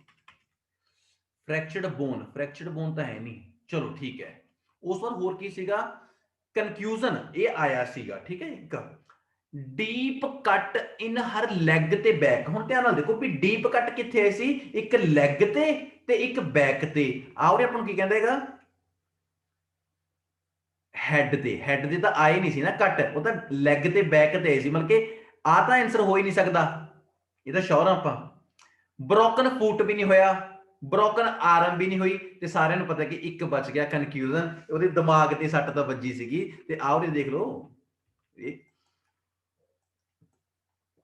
ਆ ਪਿਆ ਕਨਫਿਊਜ਼ਨ ਹੋਇਆ ਸੀ, ਡੀਪ ਕੱਟ ਤੇ ਲੈਗ ਤੇ ਬੈਕ ਤੇ ਆਈ ਸੀ। ਇਸ ਤੋਂ ਬਾਅਦ ਕੁਝ ਨਹੀਂ ਹੈਗਾ। ਤੇ ਮੈਨੂੰ ਉਮੀਦ ਹੈ ਇਹ ਜਵਾਕਾਂ ਨੇ ਬੜੇ ਮੈਸੇਜ ਆਏ ਹੋਏ ਨੇ, ਸਰ ਪਲੀਜ਼ ਲੈਕਚਰ ਪ੍ਰੋਵਾਈਡ ਕਰ ਦਿਓ। ਕਰ ਦਾਂਗੇ ਜੀ, ਬਿਲਕੁਲ ਕਨਫਿਊਜ਼ਨ ਸਹੀ ਹੈ, ਬਿਲਕੁਲ ਜੋਤੀ ਜੀ। ਮਤਲਬ ਆਪਾਂ ਨੂੰ ਐਕੂਰੇਟ ਆਨਸਰ ਸੀ ਲੱਭ ਗਿਆ। 7th ਧਿਆਨ ਨਾਲ ਦੇਖਿਓ ਪਲੀਜ਼, ਉਮੀਦ ਹੈ ਤੁਹਾਨੂੰ ਪਸੰਦ ਆਊਗਾ। ਵਟ ਇਹ ਥੋੜਾ ਟ੍ਰਿਕੀ ਹੈ। What helped her to survive? ਕਿਹੜੀ ਚੀਜ਼ ਨੇ ਮਦਦ ਕਰੀ ਉਹਨੂੰ ਬਚਾਉਣ ਦੇ ਲਈ? Food supplies from the plane. ਕੀ ਪਲੇਨ ਤੋਂ ਫੂਡ ਸਪਲਾਈ ਹੋਇਆ? ਨਹੀਂ ਹੋਇਆ, ਮਤਲਬ ਆ ਤਾਂ ਨਹੀਂ ਹੈਗਾ। ਐਪਰੋਪ੍ਰੀਏਟ ਕਲੋਥਿੰਗ ਐਂਡ ਸ਼ੂਜ਼, ਕੀ ਉਹਦੇ ਕੋਲੇ ਸ਼ੂਜ਼ ਤੇ ਐਪਰੋਪ੍ਰੀਏਟ ਕਲੋਥਿੰਗ ਹੈਗੇ ਸੀ? ਉਹ ਤਾਂ ਆਪ ਸਕਰਟ 'ਚ ਫਿਰਦੀ ਸੀ ਨਾ, ਉਹਦੇ ਕੋਲੇ ਬੂਟ ਸੀਗਾ ਸੁੱਖ ਨਾਲ। ਮਤਲਬ ਕਿ ਆ ਵੀ ਨਹੀਂ ਹੈਗਾ। ਮੈਪ ਸ਼ੋਇੰਗ, ਉਹ ਕਾਕਾ ਜੀ ਮੈਪ ਕਿੱਥੋਂ ਆ ਗਿਆ? ਉਹਨੂੰ ਤਾਂ ਪੈਰਾਸ਼ੂਟ ਵੀ ਨਹੀਂ ਲੈ ਕੇ ਆਈ। ਤੇ ਲਾਸਟ ਦੇ ਇੱਕ ਰਹਿ ਗਿਆ, ਨੌਲੇਜ ਆਫ ਦਾ ਜੰਗਲ। ਤੇ ਆਪਾਂ ਕੀ ਪੜਿਆ ਸੀ? ਨੋ ਡਾਊਟ ਦਾ ਫੈਮਿਲਿਅਰਿਟੀ ਆਫ ਦਾ ਜੰਗਲ, ਜਿਹਦੇ ਕਰਕੇ ਉਹ ਕੋਪ ਹੋਈ ਸੀ। ਤਾਂ ਉਰੇ ਕੀ ਹੋ ਗਿਆ? ਨੌਲੇਜ ਆਫ ਦਾ ਜੰਗਲ ਇਜ਼ ਐਕੂਰੇਟ ਆਨਸਰ। ਮੈਨੂੰ ਉਮੀਦ ਹੈ ਤੁਹਾਨੂੰ ਥੋੜਾ ਬਹੁਤ ਪਤਾ ਲੱਗ ਰਿਹਾ ਹੋਣਾ ਵੀ ਰੀਡਿੰਗ ਕਿਸ ਤਰੀਕੇ ਨਾਲ ਆਪਾਂ ਕਰ ਰਹੇ ਹਾਂ। ਸੋਨੀਆ ਜੀ ਹਟਾਓ ਮਿਊਟ, ਮਾੜਾ ਜਿਹਾ ਕਰੀਏ ਗੱਲਾਂ ਦੋ ਚਾਰ। ठीक ठाक हो? हाँ जी सर। आंसर लभ रहे ने? हाँ जी सर। अगले थोड़े आप जब करवाते हो तब हो जाते हैं, जब खुद करते हैं ना तब प्रॉब्लम आती है। एक सलाह देता हूं, मेरे को पेपर में ले जाना, साथ में मैं साइड पे बैठ जाऊंगा। ये ठीक है सर। हाँ, ये चलेगा। चलो ਆਪਾਂ ਜਿੰਨੇ ਮੇਰੀ ਗੱਲ ਸੁਣੋ 7 ਕੁਐਸਚਨ ਕਰੇ ਨੇ ਤੇ 7 ਕੁਐਸਚਨ ਨੂੰ ਕਰਨ ਦੇ ਨਾ ਆਪਾਂ ਨੂੰ ਟਾਈਮ ਲੱਗਿਆ ਨਾਲੇ ਡਾਊਟ ਵੀ ਨਹੀਂ ਹੈਗਾ। ਹੁਣ ਅੱਗੇ ਨਾ 2-3 ਕੁਐਸਚਨ ਐਮਸੀਕਿਊ ਨੇ, ਉਸ ਤੋਂ ਬਾਅਦ ਹੈਗੇ ਨੇ ਟਰੂ ਫਾਲਸ। ਫਿਰ ਪਤਾ ਤਾਂ ਲੱਗੂਗਾ ਨਾ ਵੀ ਸਰ ਪੜਾਇਆ ਤਾਂ ਕੀ ਪੜਾਇਆ, ਹਨਾ। ਚਲੋ ਇਹ ਮੈਂ ਹੁਣ ਪਹਿਲਾਂ ਨਾ ਮਟੇ ਦਾ ਤੇ ਤੁਹਾਨੂੰ ਇੱਕ ਨੌਲੇਜ ਦੀ ਹੋਰ ਗੱਲ ਦੱਸਦਾ ਕਿ ਜਦੋਂ ਕਦੇ ਵੀ ਆਪਾਂ ਇਲੈਕਟ੍ਰੋਨਿਕ ਡਿਵਾਈਸ ਦੇ ਵਿੱਚੋਂ ਕੋਈ ਚੀਜ਼ ਨੂੰ ਮਤਲਬ ਕਿ ਹਟਾਉਂਦੇ ਆ, ਉਹਨੂੰ ਡਿਲੀਟ ਕਰਨਾ ਕਹਿੰਦੇ ਨੇ, ਉਹਨੂੰ ਕਹਿੰਦੇ ਨੇ ਡਿਲੀਟ ਕਰਨਾ ਇਲੈਕਟ੍ਰੋਨਿਕ ਡਿਵਾਈਸ ਚੋਂ। ਤੇ ਜਦੋਂ ਆਪਾਂ ਮੰਨ ਕੇ ਚਲੋ ਪੁੱਤ ਫॉर ਐਗਜ਼ਾਮਪਲ ਜਿਵੇਂ ਕਲਾਸ 'ਚ ਆਪਾਂ ਡਸਟਰ ਨਾਲ ਕਿਸੇ ਚੀਜ਼ ਨੂੰ ਮਟੇਨੇ ਆ ਤਾਂ ਉਹਨੂੰ ਇਰੇਜ਼ ਕਰਨਾ ਕਹਿੰਦੇ ਨੇ। ਇਰੇਜ਼ ਕਰਨਾ ਤੇ ਡਿਲੀਟ ਕਰਨਾ 'ਚ ਫਰਕ ਹੁੰਦਾ ਤੇ ਆਪਾਂ ਨੂੰ ਪਤਾ ਹੋਵੇ। ਲਓ ਜੀ ਆ ਤੇ ਇਹ ਵੀ ਤੁਹਾਨੂੰ ਪਤਾ ਹੋਣਾ ਚਾਹੀਦਾ ਹੈ, ਇਹ ਵੀ ਸੁੱਖ ਨਾਲ ਤੁਹਾਨੂੰ ਪਤਾ ਹੋਣਾ ਚਾਹੀਦਾ ਹੈ। 1 2 3 4 ਚਲੋ ਵੈਰੀ ਗੁੱਡ। ਲਓ ਜੀ ਕਰੀਏ ਸਕਰੀਨ ਤੁਹਾਡੇ ਨਾਲ ਸ਼ੇਅਰ। ਲਓ ਜੀ ਕੁਐਸਚਨ ਹੈਗਾ ਤੇ ਧਿਆਨ ਨਾਲ ਦੇਖਿਓ, ਦੇਖਦੇ ਹਾਂ ਕੌਣ ਮੇਰਾ ਫੇਵਰਿਟ ਬਣਦਾ ਹੁਣ। ਕੁਐਸਚਨ ਹੈ 8th, what was the biggest threat her to survival? ਸਭ ਤੋਂ ਤਕੜਾ ਖਤਰਾ ਕਿਹੜਾ ਸੀਗਾ ਉਹਨੂੰ ਜੰਗਲ ਦੇ ਵਿੱਚ? ਸਭ ਤੋਂ ਵੱਡਾ ਖਤਰਾ ਸੀਗਾ ਉਹ ਕੀ ਸੀਗਾ? ਕ੍ਰੋਕੋਡਾਈਲ ਦਾ? ਨਾ ਨਾ ਨਾ, ਉਹਨੇ ਕਿਹਾ ਜੀ ਵੀ ਕ੍ਰੋਕੋਡਾਈਲ ਤਾਂ ਕਹਿੰਦੀ ਆਪਣੇ ਆੜੀ ਨੇ, ਉਹ ਤਾਂ ਨਾਲ ਦੀ ਨਾਲ ਡਰ ਕੇ ਪਾਣੀ 'ਚ ਵੜ ਜਾਂਦੇ ਨੇ, ਮਤਲਬ ਇਹ ਤਾਂ ਹੈ ਨਹੀਂ ਖਤਰਾ। ਸਟਾਰਵੇਸ਼ਨ, ਉਹਨੂੰ ਭੁੱਖ ਤਾਂ ਸੁੱਖ ਨਾਲ ਲੱਗੀ ਹੋਣੀ ਹੈਗੀ, ਇਹ ਵੀ ਪੱਕੀ ਗੱਲ ਹੈ ਆਪਾਂ ਨੂੰ। ਇਨਫੈਕਟਡ ਬਾਉਂਡ ਵੀ ਨਹੀਂ ਸੀ, ਤਾਂ ਐਕੂਰੇਟ ਆਨਸਰ ਲਾਸਟ ਇੱਕ ਬਚਦਾ, ਦੈਟ ਇਜ਼ ਕਾਲਡ ਅ ਸਟਿੰਗਰੇਜ਼।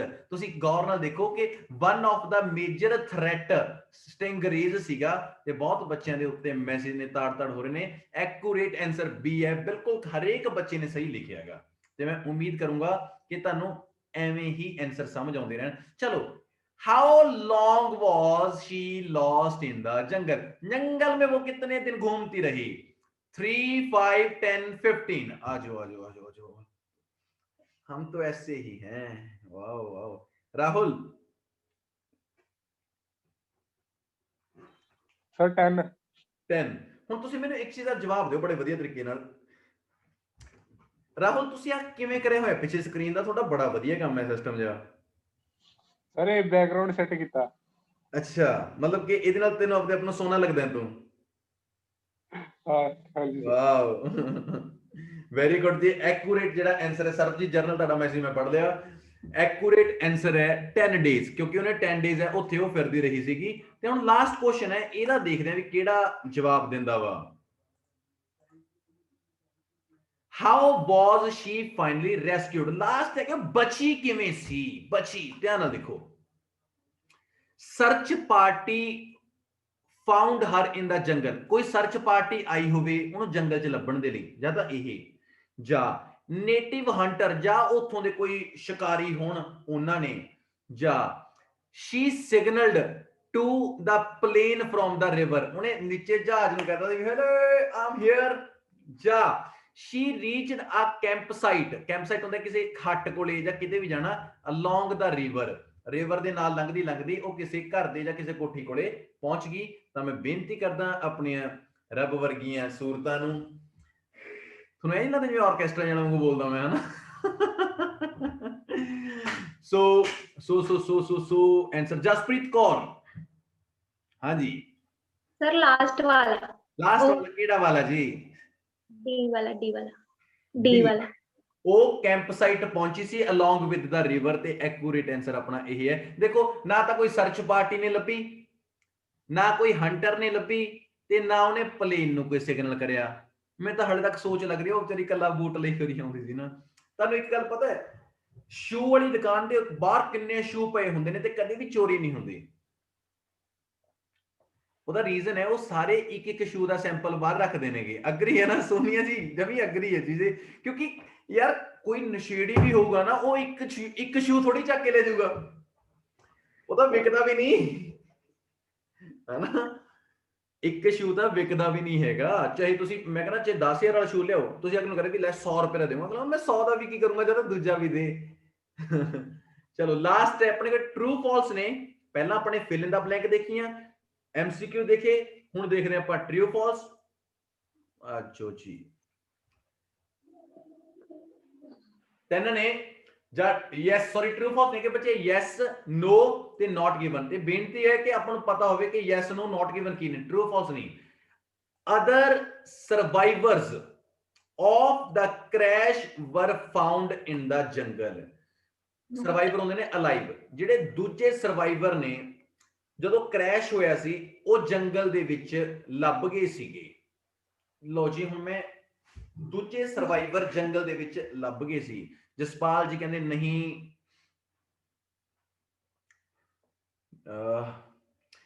ਸੁਣੋ ਕਿੰਨੇ ਮੈਸੇਜ ਕਰੋ ਮੈਸੇਜ ਚੈਟ 'ਚ ਮੈਸੇਜ ਕਰੋ ਕਿੰਨੇ ਕਹਿੰਦੇ ਯੈਸ ਕਿੰਨੇ ਕਹਿੰਦੇ ਨੋ ਤੇ ਕਿੰਨੇ ਕਹਿੰਦੇ ਨਾਟ ਗਿਵਨ ਯੈਸ ਨੋ ਨਾਟ ਗਿਵਨ चैट से मैसेज करो मैं पर्सनल नहीं पढ़ सकता इधर चैट च यस जिन्हें लिखिया नो उन्हें लिए प्लीज एक बेनती है कि नहीं हैगा आंसर ये नो नहीं हैगा हुण मतलब क्यों हुण मैं तुहानूं ये दसदा नो ते नॉट गिवन च की फर्क हुंदा है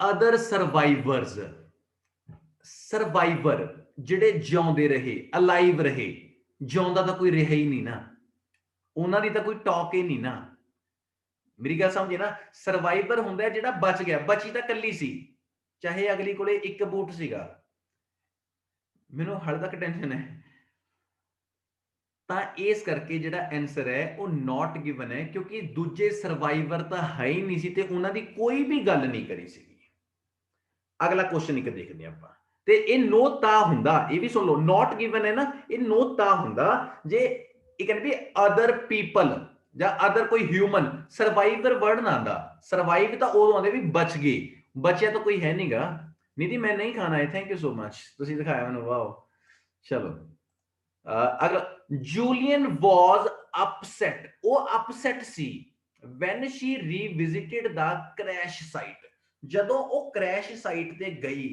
कि वो अपसेट सी दोबारे कि वो इमोशनल हुई सी कि नहीं मारो आंसर छेती दे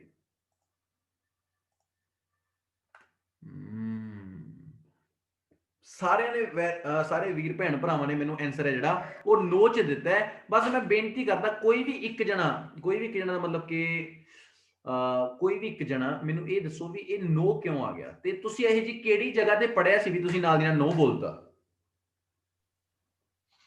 ਸੱਚੀ ਜਿਹੜਾ ਨੋ ਇਸ ਕਰਕੇ ਆ ਜਿੱਦਾਂ ਲਾਸਟ ਚੋਂ ਕ੍ਰੈਸ਼ ਸਾਈਡ ਤੇ ਗਈ ਸੀਗੀ ਫਿਲਮ ਬਣਾ ਲਈ ਤੇ ਉਹਨੇ ਜਿਹੜੀ ਲਾਈਨ ਸੀਗੀ ਹੋਪ ਵਾਲੀ ਲਾਈਨ ਬੋਲੀ ਉਹਨੇ ਕਿਹਾ ਇਮੋਸ਼ਨਲ ਨਹੀਂ ਹੋਈ ਦੇਖ ਕੇ ਉਹਨੂੰ ਅਨਇਮੋਸ਼ਨਲ ਸੀ ਉਹ ਅਨਇਮੋਸ਼ਨਲ ਸੀਗੀ ਹਾਂ ਜਦੋਂ ਅਨਇਮੋਸ਼ਨਲ ਸੀਗੀ ਤਾਂ ਉਹ ਅਪਸੈਟ ਹੀ ਨਹੀਂ ਹੋਈ ਨਾ ਇਸ ਕਰਕੇ ਜਿਹੜਾ ਆਨਸਰ ਹੈਗਾ that is called a no अगला देखते हैं विंग्स ऑफ होप है is name given to a memorial statue की ओदा कोई मेमोरियल स्टैचू बनाया गया सी या नहीं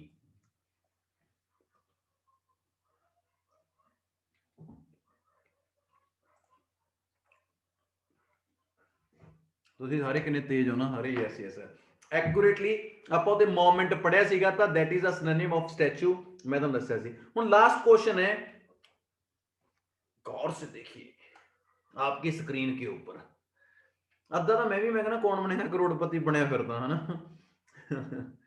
चलो लास्ट क्वेश्चन है बच्चे जूलियन सफर्ड नाइटमेयर्स होने कि उन्होंने रात ਨੂੰ ਨੀਂਦ ਨਾ ਆਣੀ ਸੁਪਨੇ ਆਣੇ Julian suffered nightmares for many years as a result of her experience ਕਿ ਉਹਨੂੰ ਰਾਤ ਨੂੰ ਨਾਈਟਮੇਅਰਸ ਹੋਏ ਰਾਤਾਂ ਨੂੰ ਦੀ ਨੀਂਦ ਉੱਡ ਗਈ ਇਸ ਇਨਸੀਡੈਂਟ ਤੋਂ ਬਾਅਦ सर नॉट गिवन मैं पूछे नहीं है देखिए तुम लिखा करो देखिए निधि पर एक चीज हो रहा है जिन्हों आंदा हुंदा ना ਉਹਦੇ ਅੰਦਰ ਉਬਾਲ ਉੱਠ ਰਿਹਾ ਹੁੰਦਾ ਹੈ